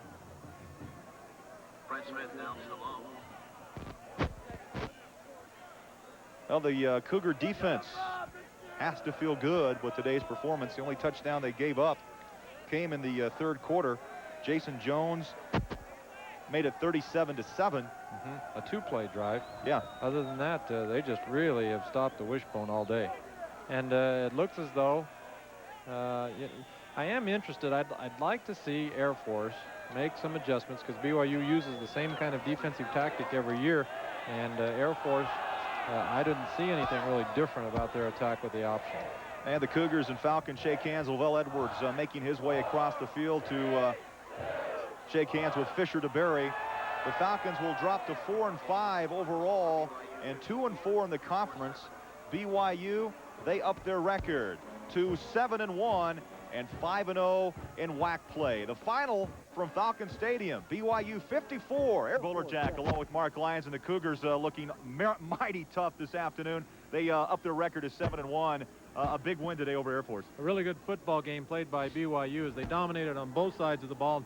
And I think Air Force is a pretty good football team. They're at the end of their season here, but BYU just took charge and control and stayed with it the whole time. You know, Detmer, of course, another incredible day passing in this type of weather, over 400 yards passing, 3 touchdowns. Andy Boyce, Chris Smith did a nice job. Defensively, though, you cannot underguess or underestimate this team's performance today. 7 points they gave up. Just that 1 touchdown series. It was a 2-play series, in fact, when Perez ran it down, and then Jason got in to score. To a team that scored 52, I believe it was, against Utah last week. Right. And so they can put points on the board, and outstanding defensive scheme, and carried out extremely well. Scott Giles, our Geneva Steelman of the game, and he's with us down on the sideline. And Scott, thanks for staying out of the locker room. You're a little chilly, or are you still warmed up? It's getting a little cold out here. After you get through playing, I mean, when I was playing, it was all right, but right now it's starting to get a little chilly. How about your performance today, team-wise? You know, the defense has been a little bit maligned as the season began, but the last 2 games you knocked off New Mexico, held them to 9 points, and today just 1 touchdown for Air Force.